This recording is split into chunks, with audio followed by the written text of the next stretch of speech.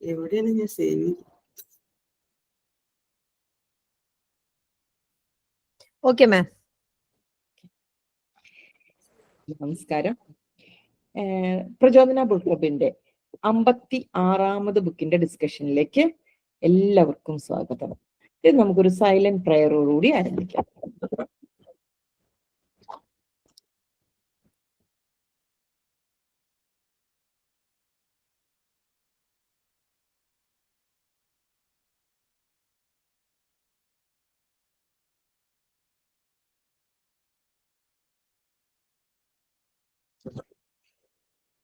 Okay. 56th book, Dopamine Nation by Dr. Anna Lemke. ഇതൊരു actually ഈ book ഒരു I opener ആണ് നമുക്കെല്ലാം. കാരണം ഈ ഡോപ്പമിൻ ധാരാളം കിട്ടുന്ന ഒരു ലോകത്തിലാണ് നമ്മൾ ഇന്നെല്ലാം എല്ലാവരും ജീവിക്കുന്നത്. അതിന് ഈസി ആയിട്ടുള്ള മെത്തേഡ്സ് ധാരാളം ഉണ്ട്. ഇതിനകത്ത് ഈ അഡിക്ഷനെ പറ്റി പറയുമ്പോൾ തന്നെ ഡോക്ടർ തന്നെ പറയുന്നുണ്ട്, അഡിക്ഷൻ എന്ന് പറഞ്ഞാൽ നമ്മൾ വിചാരിക്കുന്ന അഡിക്ഷൻ തന്നെയല്ല. Phone addiction, social media addiction, food addiction, shopping addiction, ഇതൊക്കെ ഇതിനകത്ത് വിടും. ഇതെല്ലാം നമുക്ക് ഇൻസ്റ്റന്റ് ആയിട്ടുള്ള ഡോപ്പമിൻ കിട്ടുന്നതാണ്. എന്നെ ഒരു ഫ്രണ്ട് റീസെന്റ് പറയണ്ടായി, എനിക്ക് ഡിപ്രസ്ഡ് ആയിട്ടിരിക്കുമ്പോൾ ഞാൻ വേഗം പുറത്തു പോയിട്ട് ഒരു ഓൺലൈൻ ഷോപ്പിംഗ് അല്ല, പുള്ളിക്കാരി പറഞ്ഞ ഒരു ഷോപ്പിൽ പോയിട്ട് എനിക്ക് ഒരു സെറ്റ് ചുരിദാർ മേടിച്ചാൽ പെട്ടെന്ന് സന്തോഷം കിട്ടുന്നു. അതൊക്കെ ഇൻസ്റ്റന്റ് ആയിട്ടുള്ള ഒരു ഡോപ്പമിൻ ഇതാണ്. അപ്പം നമുക്ക് അങ്ങനെ കിട്ടി തുടങ്ങുമ്പോൾ അപ്പൊ അതിന്റെ നമ്മുടെ ഡോപ്പമിൻ ധാരാളം കിട്ടിക്കഴിയുമ്പോൾ നമ്മുടെ ബ്രെയിനിലുള്ള ഈ പ്ലഷർ പെയിൻ ആ ബാലൻസ് തെറ്റും എന്നാണ് പറയുന്നത് അതിനകത്ത്. അപ്പൊ ആ ബാലൻസ് ഉണ്ടെങ്കിൽ മാത്രമേ നമുക്ക് ആ ബാലൻസ് ഉണ്ടാക്കാൻ വേണ്ടിയിട്ടാണ് പിന്നെയും നമ്മൾ ഡോപ്പമിൻ അന്വേഷിച്ചു പോകും. അപ്പൊ പിന്നെ അവിടെ എന്താ പറയാ, അങ്ങനെ ഒരു ഡോപ്പമിന്റെ കുറവ് വരും. പിന്നെയും നമുക്ക് ആങ്സൈറ്റി അല്ലെങ്കിൽ നമുക്ക് ഡിപ്രഷൻ അങ്ങനെയൊക്കെ വരുമ്പോൾ പിന്നെയും നമ്മൾ അതിനകത്ത് അന്വേഷിച്ചു പോകും. അപ്പൊ ഒരു ഡോപ്പമിൻ സൈക്കിൾ തന്നെ നമ്മുടെ ബ്രെയിനിൽ നടക്കുന്നുണ്ട്.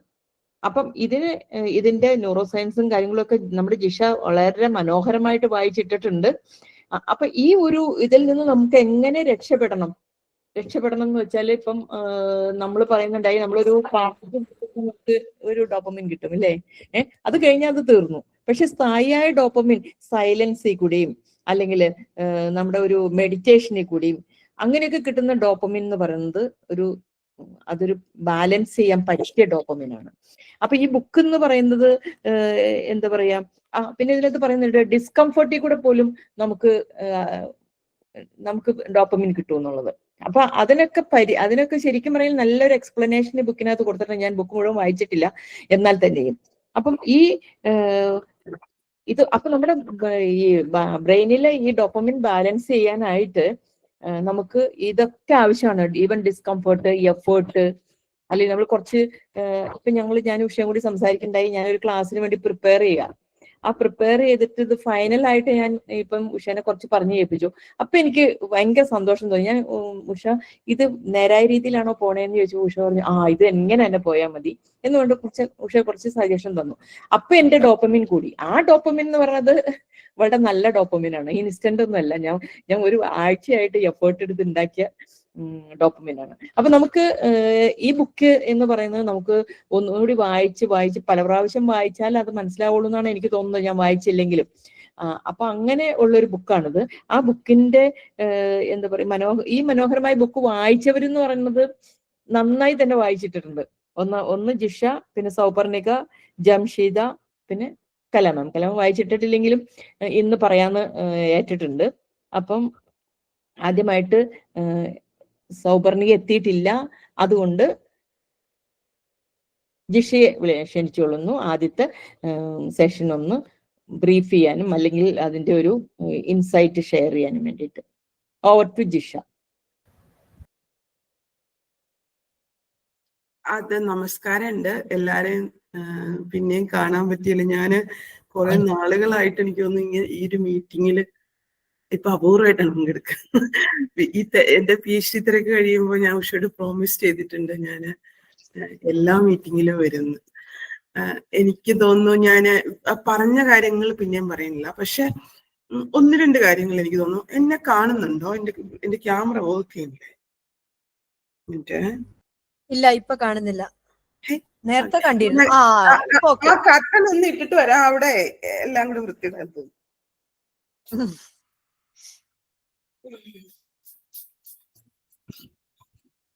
ഒരു ചെറിയ പ്രിപ്പറേഷൻ കൂടെ ഉണ്ട്. ഞാൻ പറയല്ലേ, എന്നെ ഉഷ ഉറക്കത്തിൽ നിന്ന് വിളിച്ച് എണീപ്പിച്ച.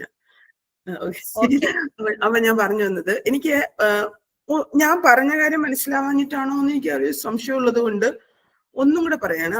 നമ്മുടെ ആലിസ്മാൻ ഇപ്പൊ പറഞ്ഞ ഒരു കാര്യത്തിന്റെ പുറത്തൊരു ചെറിയ കമന്റ്, വേറെ അധികമൊന്നും എനിക്ക് പറയാനില്ല. കാരണം എല്ലാം ഒരുമാതിരി എനിക്കറിയാവുന്ന കാര്യങ്ങളും വായിച്ചതും എല്ലാം കൂടെ മിക്സ് ചെയ്തിട്ടാണ് ഞാൻ ഓഡിയോ ഇട്ടേക്കുന്നത്. കാര്യം കുറെ നാളായിട്ട് ഓഡിയോസ് കേൾക്കാത്തതുകൊണ്ട് എങ്ങനെയാണ് ഓഡിയോ ഇടേണ്ടതെന്ന് ഞാൻ മറന്നുപോയി പ്രചോദനം. കാര്യം മുമ്പൊക്കെ ബുക്ക് വായിക്കുമ്പോൾ ക്രക്സ് ഇടുമായിരുന്നു. പക്ഷെ എനിക്ക് തോന്നുന്നു എല്ലാവരും അങ്ങനെ ക്രക്സ് ഇട്ടേക്കുന്നെന്ന് തോന്നുന്നു. ഞാൻ ഈ വായിച്ചത് മുഴുവനും എനിക്ക് മനസ്സിലായതും കൂടി കൂട്ടിയിട്ടാണ് ഇപ്രാവശ്യത്തെ ഓഡിയോ ഇട്ടിരിക്കുന്നത്. അപ്പൊ ഞാൻ കാര്യത്തിലേക്ക് വരാണ്.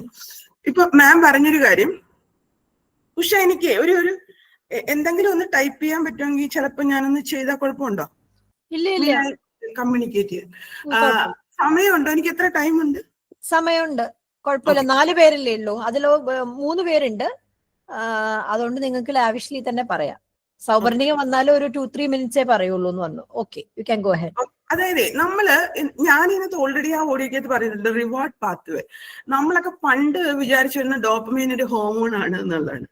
നമ്മുടെ പോപ്പുലർ ലിറ്ററേച്ചർ എന്ന് പറഞ്ഞാല് ഒരു 100 ഡോപ്പമൈൻ അത് ഹോർമോണിന്റെ പണി എടുക്കുന്നുണ്ട്. കാരണം ബ്ലഡിലേക്ക് ഡയറക്റ്റ് ആയിട്ട് അത് വന്ന് ഡോപ്പമൈനെ റിലീസ് ചെയ്യുന്നുണ്ട്. ഞാൻ കെമിസ്ട്രി സ്റ്റുഡന്റ് ആയിരുന്നാണ് കേട്ടോ ഡോപ്പമൈൻ എന്ന് പറയുന്നത്. എല്ലാവരും ഡോപ്പമൈൻ എന്ന് പറയും. എന്റെ ഗ്രാജുവേഷൻ കെമിസ്ട്രിയിലായിരുന്നുകൊണ്ട് ഞാൻ അമൈൻ എന്ന് പറയുന്നത് ശീലിച്ചു പോയി. ഓക്കെ, NH2 ഇവിടെ കെമിസ്ട്രിക്കാരെങ്കിലും ഉണ്ടോ? വാലായിട്ടൊരു NH2 ഉള്ളതിന് എനിക്ക് അമൈൻ എന്നേ പറയാൻ അറിയും. അപ്പൊ ഞാൻ പറഞ്ഞു വന്നത് ഇങ്ങനെയാണ്. അതായത് ഇപ്പം ആലിസ്മാൻ പറഞ്ഞ ഡോപ്പമൈൻ കിട്ടും. ഡോപ്പമൈൻ നമുക്ക് കിട്ടുന്നത് ഇതിന്റെ ഒരു ഇൻട്രഡക്ഷൻ വായിച്ചറിയാം. ഓപ്പിയോയിഡുകളാണ്. പണ്ടൊക്കെ നമ്മൾ എന്തെങ്കിലും ഇപ്പം എനിക്ക് ഏറ്റവും കൂടുതൽ സന്തോഷം കിട്ടുന്ന സാധനമാണിത്. ഇതിങ്ങനെ കയ്യിൽ പിടിച്ചുകൊണ്ട് ഇങ്ങനെ തട്ടിക്കഴിഞ്ഞു ഞാൻ എന്തെങ്കിലും എഴുതുമ്പോൾ ഞാൻ ഇങ്ങനെ പിടിച്ചോണ്ടി. അത് എന്റെ ഒരു അഡിക്ഷൻ പോലെയാണ് ഈ സാധനം. അതായത് എന്റെ തോട്ട് പ്രോസസ്സിൽ ഈ സാധനം ഉണ്ടെങ്കിൽ ഭയങ്കര ഈസി ആയിരിക്കും. അതിനെ ഈസി ആക്കുന്ന സാധനമാണ് ശരിക്കും പറഞ്ഞാൽ നമ്മൾ സന്തോഷം ഉണ്ടാകുമ്പോൾ കിട്ടുന്നതെന്ന് വിചാരിക്കുന്ന സാധനം. അത് ഓപ്പിയോയിഡുകളാണ് ശരിക്കും പറഞ്ഞാൽ. അത് എല്ലാ ടൈം നമുക്ക് ഗുളിക കഴിക്കുമ്പം കിട്ടുന്ന ഒരു നമ്മുടെ ബ്ലഡിൽ റിലീസ് ചെയ്യുന്ന ആ സാധനം ഓപ്പിയോയിഡാണ്. പക്ഷെ അത് ഡോപ്പമൈൻ അതല്ല. ഡോപ്പമൈൻ നമ്മൾ ചെയ്യുമ്പം അതിനെ കുറച്ചുകൂടെ ഭംഗിയായിട്ട് പറയുകയാണെങ്കിൽ ഡ്രഗ് എടുത്തു കഴിഞ്ഞാൽ നമ്മുടെ ശരീരത്തില് ഞാൻ ഇപ്പൊ ആലിസ്മാൻ പറഞ്ഞാൽ ഡ്രഗ് അഡിക്ഷൻ മാത്രമല്ല ബിഹേവിയറൽ അഡിക്ഷനും ഉണ്ട്. അപ്പൊ ഞാൻ എന്നെ ഡ്രഗ് ആയിട്ട് പറയുന്നതിന്റെ കാര്യം എന്ന് പറയുന്നത് എളുപ്പത്തിൽ മനസ്സിലാക്കാൻ വേണ്ടിയിട്ടാണ് കേട്ടോ. അപ്പൊ ഡ്രഗ് എന്ന് പറയുന്ന സാധനം നമ്മുടെ ശരീരത്തില് എടുത്തു കഴിഞ്ഞാൽ നമ്മുടെ ശരീരത്തിൽ റിലീസ് ചെയ്യപ്പെടുന്ന കെമിക്കൽസ് അല്ലെങ്കിൽ ബിഹേവിയറൽ അഡിക്ഷൻ, ഷോപ്പിംഗ് ചെയ്യുമ്പോൾ നമ്മുടെ ശരീരത്തിൽ റിലീസ് ചെയ്യപ്പെടുന്ന കെമിക്കല്. ഞാൻ നമ്മുടെ ഓഡിയോകളിലെല്ലാം പറഞ്ഞ എന്റെ മമ്മി അത് സീരിയല് കണ്ടോണ്ടിരിക്കുമ്പോ റിലീസ് ചെയ്യപ്പെടുന്നത് ഡോപ്പമൈൻ അല്ല. അത് ഡോപ്പമൈൻ അല്ല. പിന്നെ അപ്പൊ ഉണ്ടാകുന്ന അതായത് നമ്മൾ HP ആക്സിസ് എന്ന് കേട്ടിട്ടുണ്ടാവും. അത് ഹൈപ്പോതലാമസ് പിറ്റ്യൂട്ടറി ആക്സിസ്. ആ സ്ഥലത്ത് മാത്രമാണ് ഡോപ്പമൈൻ എന്താണ് ഹോർമോണായിട്ട് റിലീസ് ചെയ്യപ്പെടുക. റിലീസ് ചെയ്യപ്പെടുന്ന എപ്പോഴാണ്? അങ്ങനെ എന്തെങ്കിലും നമുക്ക് സന്തോഷം ഉണ്ടാകുമ്പോൾ റിലീസ് ചെയ്യപ്പെടേണ്ട സാധനത്തിന്റെ പേരാണ് സർക്കുലേറ്ററി സിസ്റ്റം. അത് ബ്ലഡിലേക്കാണ് റിലീസ് ചെയ്യുന്നത്. ഇനി എന്താണ് ഡോപ്പമൈൻ? ഡോപ്പമൈൻ എന്ന് പറഞ്ഞ ഇപ്പം പോസ്റ്റ്മാൻ മനസ്സിലാക്കുക. നമ്മൾ സിംപ്ലി മനസ്സിലാക്കേണ്ടത് പോസ്റ്റ്മാൻ ആണ്. ഈ പുസ്തകം അത് ഡോക്ടർ അല്ല. ഈ പുസ്തകത്തിൽ നമ്മളൊക്കെ പണ്ട് അതുപോലെ mRNA എന്ന് പറഞ്ഞ സ്കൂളിൽ ഒരു സാധനം പിടിക്കും. അത് നമ്മുടെ ഈ അഡിനോസിൻ ട്രൈഫോസ്ഫേറ്റിന് IDP ഇതാകാൻ വേണ്ടിയിട്ട് പ്രോട്ടീൻ mRNA ഓർക്കുന്നുണ്ടോ? നമ്മളൊക്കെ പഠിച്ചിട്ടുണ്ടോ? അതൊക്കെ ഓർമ്മയില്ല. ഞാനിപ്പോഴും പണ്ട് സ്കൂളിലാണ് ജീവിക്കുന്നത്. ഇങ്ങോട്ട് പ്രൊമോഷൻ കിട്ടിയിട്ടില്ല, അതുകൊണ്ട് എനിക്കത് കുറച്ചൊക്കെ ഓർമ്മയുണ്ട്. അപ്പൊ ഞാൻ പറഞ്ഞു വന്നത് ഈ പറയുന്ന ഡോപ്പമിൻ എന്താണ്? ഡോപ്പമിൻ ഒരു ന്യൂറോ ട്രാൻസ്മിറ്റർ ആണ്. അത് എന്താണ് ന്യൂറോ ട്രാൻസ്മിറ്റർ? അത് റിവാർഡ് പാത്വേ എന്ന് പറയാം. അതായത് ബ്രെയിനില് എനിക്കിപ്പം എന്റെ മുമ്പിൽ TV ഇരിപ്പുണ്ട്, ഓക്കെ, പുസ്തകം ഇരിപ്പുണ്ട്, ഒരു സിനിമ കാണാനുള്ള ഓഫർ ഉണ്ടെങ്കിൽ ഇപ്പോഴത്തെ ജിഷ സാധാരണ ആളുകൾക്ക് പുസ്തകം എന്ന് പറഞ്ഞ ഡിസ്കംഫർട്ട് ആയിട്ട് തോന്നും അല്ലേ? TV ഉണ്ട്, നല്ല ഹസ്ബൻഡുമായിട്ട് ഒരു ഡേറ്റിന് പോകാനുള്ള ഒരു ഓപ്ഷൻ ഉണ്ട്, പുസ്തകം ഇരിപ്പുണ്ടെങ്കിൽ ഞാനൊരു പുസ്തകമേ ചൂസ് ചെയ്യും. കാരണം എന്റെ ശരീരത്തിൽ പുസ്തകം കാണുമ്പോൾ ഡോപ്പമിൻ ഉണ്ടാകുകയാണ്. ഞാൻ പക്ഷെ പുസ്തകം വായിച്ച് തുടങ്ങുമല്ലോ, അത് മോട്ടിവേഷൻ വരെ മാത്രമേ ഉള്ളൂ. പുസ്തകം വായിച്ച് തുടങ്ങുന്ന മൊമെന്റിൽ ഡോപ്പമിൻ അവിടെ പണി തീർത്തു. തുടങ്ങിക്കഴിഞ്ഞ ജിഷ പണി, അതായത് ഇത് വേറൊരു എക്സാമ്പിൾ ആണ്. ഹാർട്ട് ബീറ്റ്, നമ്മുടെ ഹാർട്ട് ബീറ്റ് എന്ന് പറയുന്ന സിർക്കാഡിയൻ റഥമൊക്കെ ചെയ്യുന്ന ഭാഗമാണ് മെഡില്ലോ പ്ലങ്കറ്റ്, മെഡില്ലോ എന്ന് പറയും.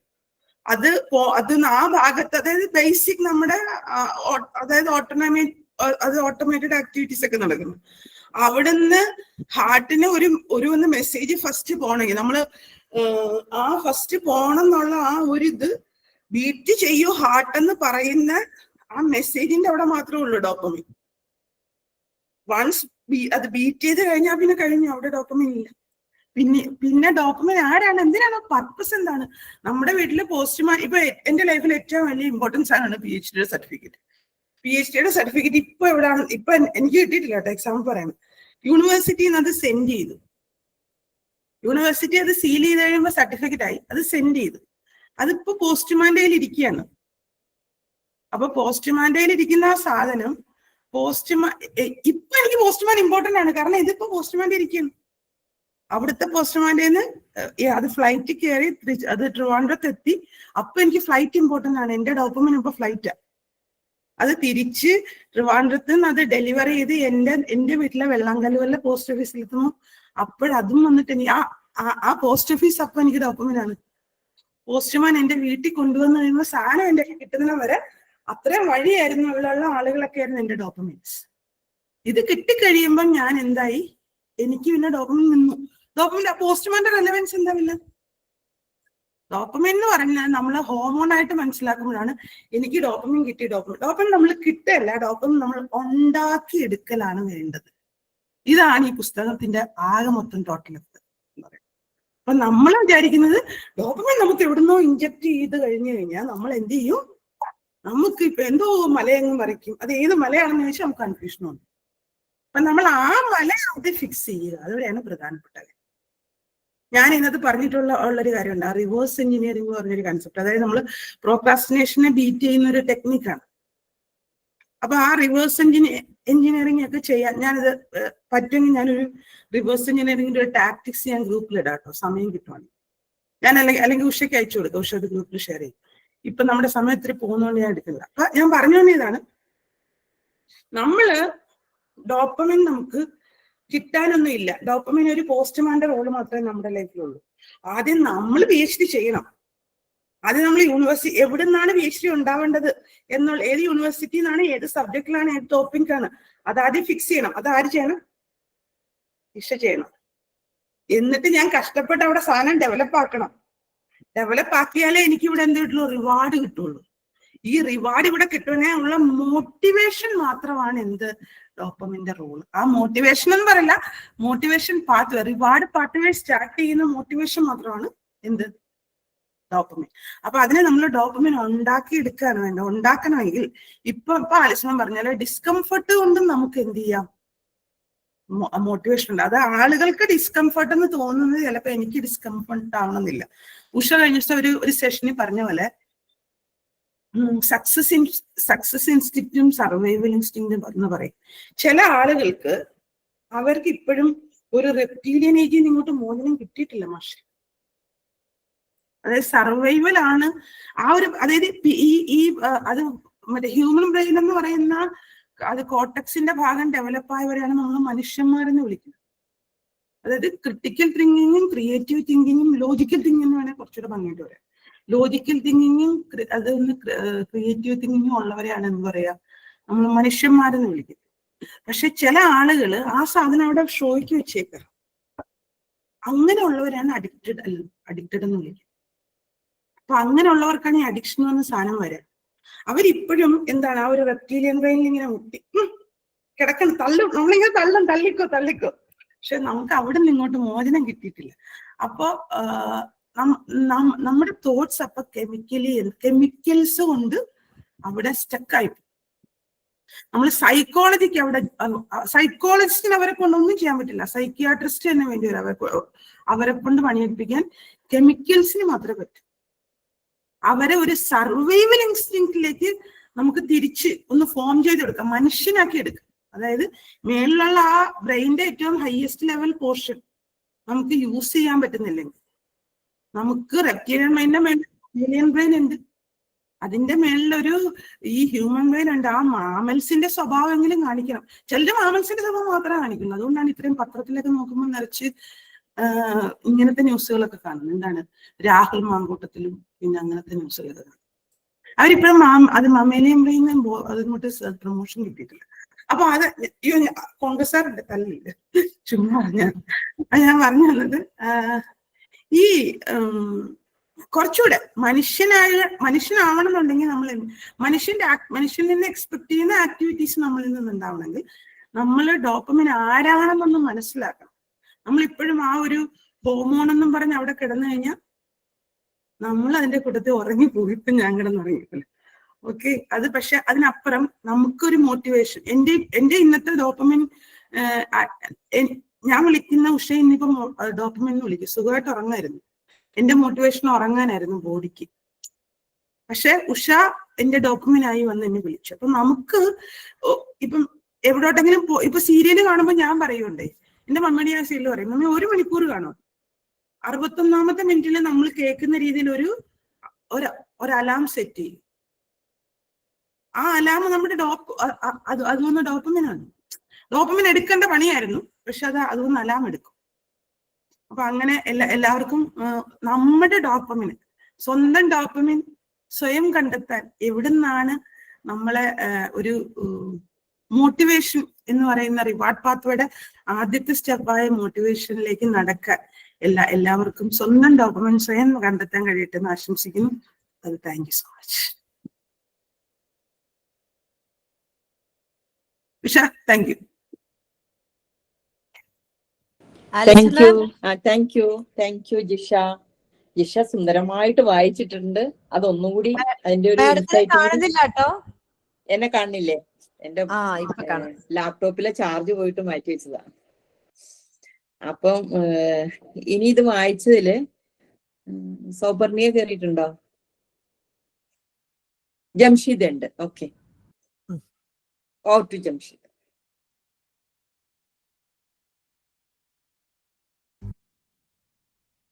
ഹലോ ജംഷിദ മാം മ്യൂട്ട് ആണ് കേട്ടോ. മാഡം ഒന്ന് മാഡത്തിനെ ഇൻട്രൊഡ്യൂസ് ചെയ്യണേ. ഫസ്റ്റ് ബ്രീഫിംഗ് അല്ലേ. ജസ്റ്റ് ആരാണ്, എവിടുന്നാണ്? ഉഷ ഒന്ന് ഇൻട്രൊഡ്യൂസ് ചെയ്തോളൂ. അല്ല, ജംഷിദ മാം തന്നെ ഇൻട്രൊഡ്യൂസ് ചെയ്താൽ മതി. ഓക്കെ, സെൽഫ് ഇൻട്രൊഡക്ഷൻ ആയിക്കോട്ടെ.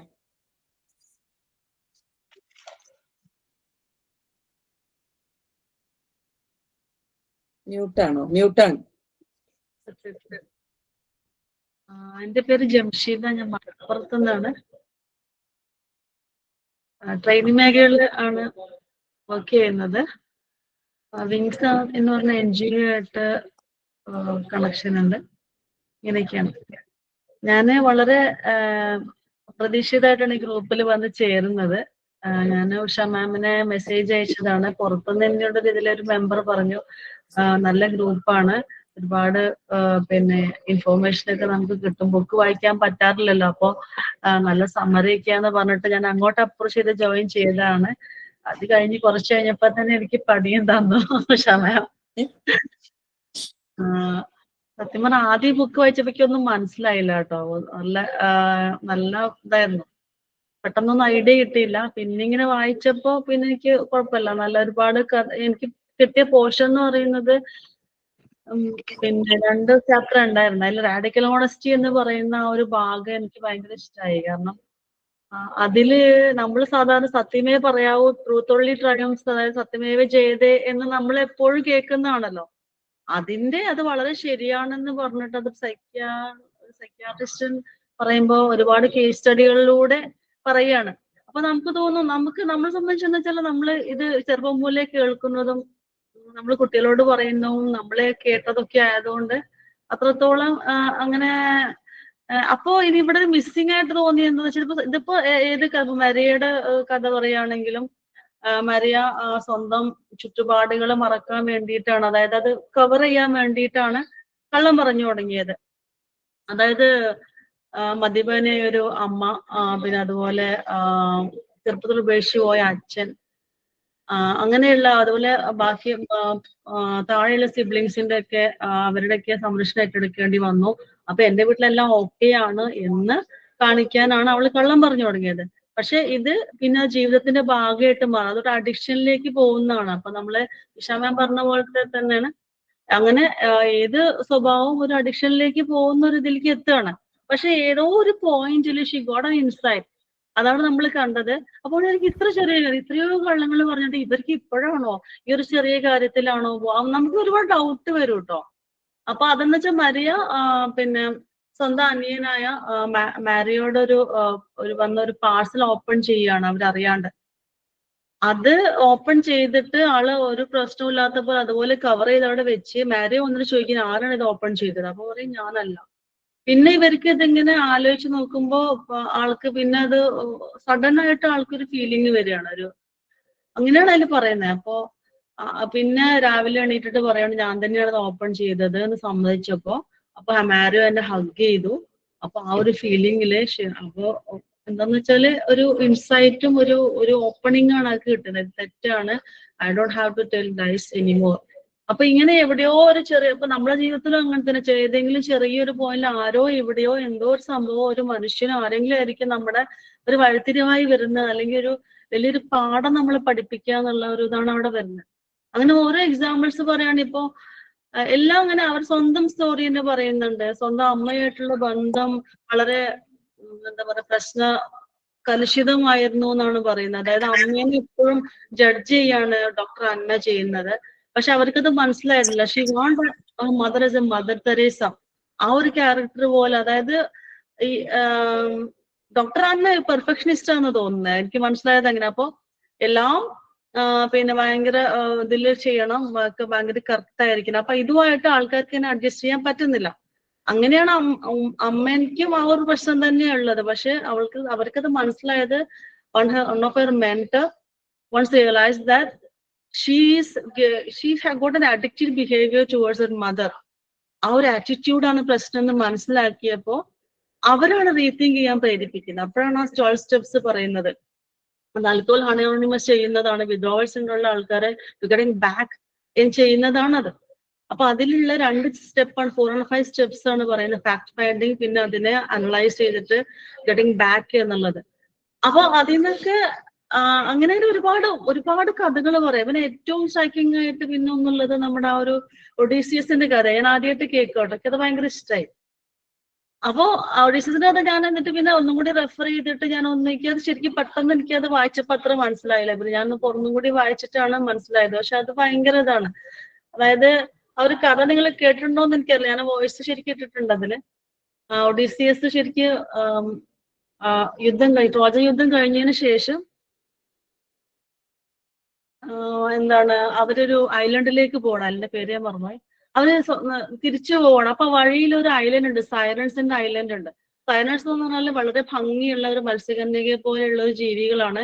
അവർ വളരെ മനോഹരമായി പാട്ട് പാടിക്കൊണ്ടിരിക്കും. അവരുടെ പാട്ട് കേട്ട് കഴിഞ്ഞാൽ ആർക്കും നിയന്ത്രണം വിട്ടു പോകുന്നതാണ്. അപ്പോ സംഭവിക്കുന്ന വെച്ചാൽ ആ വഴി പോകുന്ന എല്ലാ കപ്പലുകളും സൈറൺ ദ്വീപിലേക്ക് പോയിട്ട് അവിടെ അവര് നശിച്ചു പോവാ. എന്നിട്ട് അവരുടെ ആ ഒരു എന്താ പറയാ ആ എല്ല് കൂമ്പാർ അവിടെ ഉണ്ടായിരുന്നു എന്നാ പറഞ്ഞത്. അപ്പൊ അങ്ങനെ ഒരു വിധി ഈ ഒരു ഒഡീസിയസ് അത് കാണുന്നുണ്ട്. He knows that it's going to happen. Then how to എങ്ങനെയാണ് അതിനെ ബാക്കിൽ എങ്ങനെയാണ് അതിനെ ഹൗ ടു ഹാൻഡിൽ ഇറ്റ് എന്ന് ആലോചിക്കുകയാണ്. അപ്പൊ എന്താ ചെയ്തെച്ചാ അപ്പൊ ഈ കപ്പൽ ജോലിക്കാരെല്ലാരെയും ചെവിയിൽ മെഴുകൊഴിക്കുക, അതായത് ഒന്ന് കേൾക്കാണ്ടിരിക്കാൻ വേണ്ടിട്ട്. എന്നിട്ട് പറയും ഈ കപ്പലിന്റെ ആ പങ്കായത്തിൽ കൊണ്ടുപോയിട്ട് എന്നെ കെട്ടിടണം പറയും. ഞാന് എന്റെ കയ്യും കാലും കെട്ടിടന്ന് പറയും. അപ്പൊ അപ്പോഴൊന്നും നമുക്ക് ഇത് എന്താന്ന് മനസ്സിലാവില്ല. പിന്നെ സൈറൻസിന്റെ പാട്ട് അതിമനോഹരമായപ്പോ ഇയാൾ പറയാണ് ഈ സൈറൻസിന്റെ പാട്ട് എന്താണെന്ന് അറിഞ്ഞെങ്കിൽ മാത്രമേ എനിക്ക് അതിനെ പറ്റിയിട്ട് മറ്റുള്ളവരോട് പറയാൻ പറ്റുള്ളൂ. അവരിങ്ങനെയാണ് പാടുന്നത്, ഇത്രത്തോളം അട്രാക്റ്റീവ് ആണ്, വാട്ട് ആർ സീയിങ്, അതൊക്കെ ഒരാൾ കേൾക്കണ്ടേ. ഇതൊരു മിത്താണ് എന്നും അറിയില്ല, ഇതൊരു ശരിക്കൊരു സംഭവമാണ്, അങ്ങനെയൊക്കെയുള്ള യു വാണ്ട് ദാറ്റ് എക്സ്പീരിയൻസ് അറിയണം, you want to become aware of that. അങ്ങനെ സൈലൻസ് മനോഹരമായി പാടി ഈ ഒഡീസിയസിന് നിയന്ത്രണം നഷ്ടപ്പെട്ടു. അദ്ദേഹം ആ ഒരു സൈലൻസിന്റെ ആ ദ്വീപിലേക്ക് തന്നെ പോവാണ്.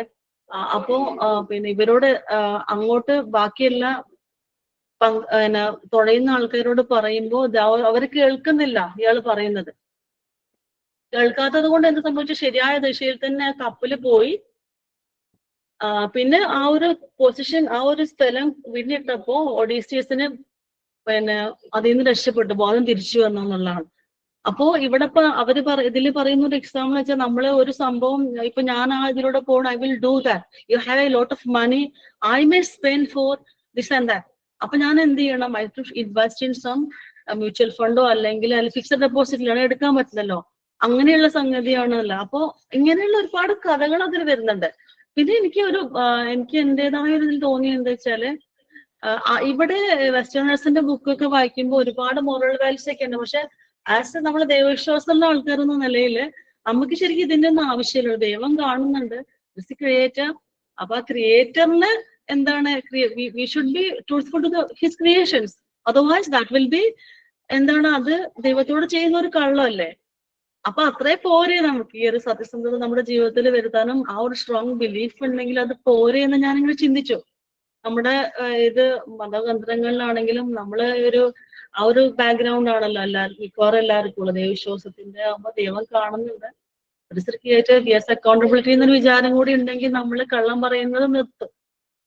അപ്പൊ എനിക്ക് എപ്പോഴും ആ ഒരു പോയിന്റ് ഇങ്ങനെ എപ്പോഴും ഇങ്ങനെ, കള്ളം പറയാൻ പാടില്ലല്ലോ, എന്താ കള്ളം പറഞ്ഞ കുഴപ്പം, അങ്ങനെ ചിന്തിക്കുകയാണെങ്കിൽ അപ്പൊ നമ്മൾ വിചാരിക്കും കള്ളം പറഞ്ഞാൽ ഇങ്ങനെ എന്താ പ്രശ്നം, അങ്ങനെ ചിന്തിച്ച് നമ്മൾ സോ വാട്ട് നമ്മൾ ഇപ്പോഴത്തെ കുട്ടികൾ ചോദിക്കുന്ന പോലെ കഴിഞ്ഞാല് നമുക്കൊരു ആൻസർ കിട്ടില്ല. ഒക്കെ റിലേറ്റീവ് ആണല്ലോ എന്നാ പറയാം. പക്ഷെ അപ്പൊ അവിടെ ദൈവവിശ്വാസത്തിന്റെ ഒരു കാര്യം വന്നു കഴിഞ്ഞാൽ പല കാര്യങ്ങളും നമ്മൾ കൺട്രോളല്ല എന്നൊക്കെ ഒരു വിചാരം നമുക്കുണ്ടെങ്കിൽ കുറേയൊക്കെ റാഡിക്കൽ ഓണസ്റ്റിലേക്ക് നമുക്ക് എത്താൻ പറ്റും എന്ന് ഞാനിങ്ങനെ ചിന്തിച്ചു. ഇത്രയാണ് ഞാൻ പറയാം. ഞാൻ ഇനിയിപ്പോ ഇങ്ങനെ ഓരോ സംഭവങ്ങളും പറയുകയാണെങ്കിൽ ഇങ്ങനെ പറഞ്ഞുകൊണ്ടേയിരിക്കും. അപ്പൊ ടൈം ഒരുപാട് പോകുന്ന എനിക്ക് തോന്നുന്നു. ആ ഒരു ചാപ്റ്റർ എനിക്ക് ഭയങ്കര ഇഷ്ടമായി. ഓരോ കഥകളും അതിൽ ഓരോ നെറേറ്റീവ്സും ഇത് സൂപ്പർ.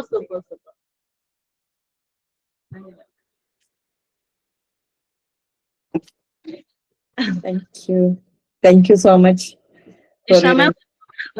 ജിഷ മാമിന്റെ ബുക്ക്, ഞാൻ ജിഷ മാമിന്റെ ഓഡിയോ ഞാൻ 2-3 പ്രാവശ്യം കേട്ടിട്ട് എനിക്ക് മനസ്സിലായി. ആള് നല്ല നോളജും ഉണ്ട്. പിന്നെ അത്രയും എനിക്ക് ഭയങ്കര എന്താ വെച്ചാൽ ആള് എഫേർട്ട് ഉണ്ട് നന്നായിട്ട്.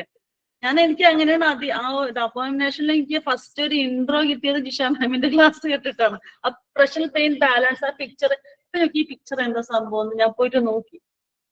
അപ്പൊക്ക് ഇങ്ങനെ ഒരു ഐഡിയ കിട്ടി. പിന്നെ എന്റെ പാഷൻ എനിക്ക് കുറച്ച് എളുപ്പമായി തോന്നി. Thank you Jisha ma'am. Thank you. അത് ശരിക്കും കറക്റ്റ് ആണ് ജിഷ. അതിന്റെ ഇൻട്രൊഡക്ഷൻ എന്ന് പറഞ്ഞാൽ അതിന്റെ ബേസിക് ആയിട്ടുള്ള കാര്യങ്ങളെല്ലാം ശരിക്കും എക്സ്പ്ലെയിൻ ചെയ്തിരുന്നു. പിന്നെ വായിക്കുമ്പോൾ നമുക്ക് മനസ്സിലാക്കാനായിട്ട് വളരെ ഈസി ആയിരുന്നു. അത് ശരിക്കും പറയുകയാണെങ്കിൽ ഒന്നും അറിയാത്ത ഒരു കുട്ടിക്ക് പോലും മനസ്സിലാക്കത്തക്ക രീതിയിലാണ് ജിഷ അത് എക്സ്പ്ലെയിൻ ചെയ്തിട്ടിരുന്നത്. Thank you Jisha. Thank you Jamshida. ഇനി സൗപർണിക എത്തിയിട്ടില്ല, അതുകൊണ്ട് over to Kala. Last portion അങ്ങനെ പറയട്ടെ. പുള്ളിക്കാരി അത് ഷെയർ ചെയ്തിട്ടില്ല, സമയം കിട്ടിയില്ല, അതുകൊണ്ട് ഇപ്പം ഷെയർ ചെയ്യാണ് നമ്മുടെ ഇടയിലേക്ക്. ഓക്കെ, കേക്കാലോ അല്ലേ? യെസ്. ശരി. ഇതിന്റെ ലാസ്റ്റ് പോർഷൻ ആണ് കിട്ടിയിരിക്കുന്നത്. അത് ഞാൻ ആ ലാസ്റ്റ് പോർഷൻ മാത്രമേ വായിച്ചിട്ടുള്ളൂ. അതിന്റെ കലാമാം ഒരു സെക്കൻഡ്, കലാമാമിനെ ഒന്ന് ഇൻട്രൊഡ്യൂസ് ചെയ്യാമോ? നമ്മുടെ പ്രചോദനയുടെ കൺസൾട്ടന്റ് സൈക്കോളജിസ്റ്റ് ആണ്. അപ്പോ ആദ്യമായിട്ടാണ് നമ്മുടെ ബുക്ക് ക്ലബില് ഒരു ഭാഗമായിട്ട് മറ്റേ നമ്മുടെ മെന്റൽ ഹെൽത്ത് ഡേക്കൊക്കെ ഉണ്ടായിരുന്നു. എന്നാലും ഈ റെക്കോർഡിംഗ് കേൾക്കുന്ന നമ്മുടെ പ്രചോദന ബുക്ക് ക്ലബ് മെമ്പേഴ്സിന് ചെറിയൊരു ഇൻട്രൊഡക്ഷൻ അബൌട്ട് യു. ഓക്കെ. എന്റെ പേര് കല. ഇടുക്കിയാണ് എന്റെ നാട്. സ്ഥലവും വീടൊക്കെ അവിടെയാണ്.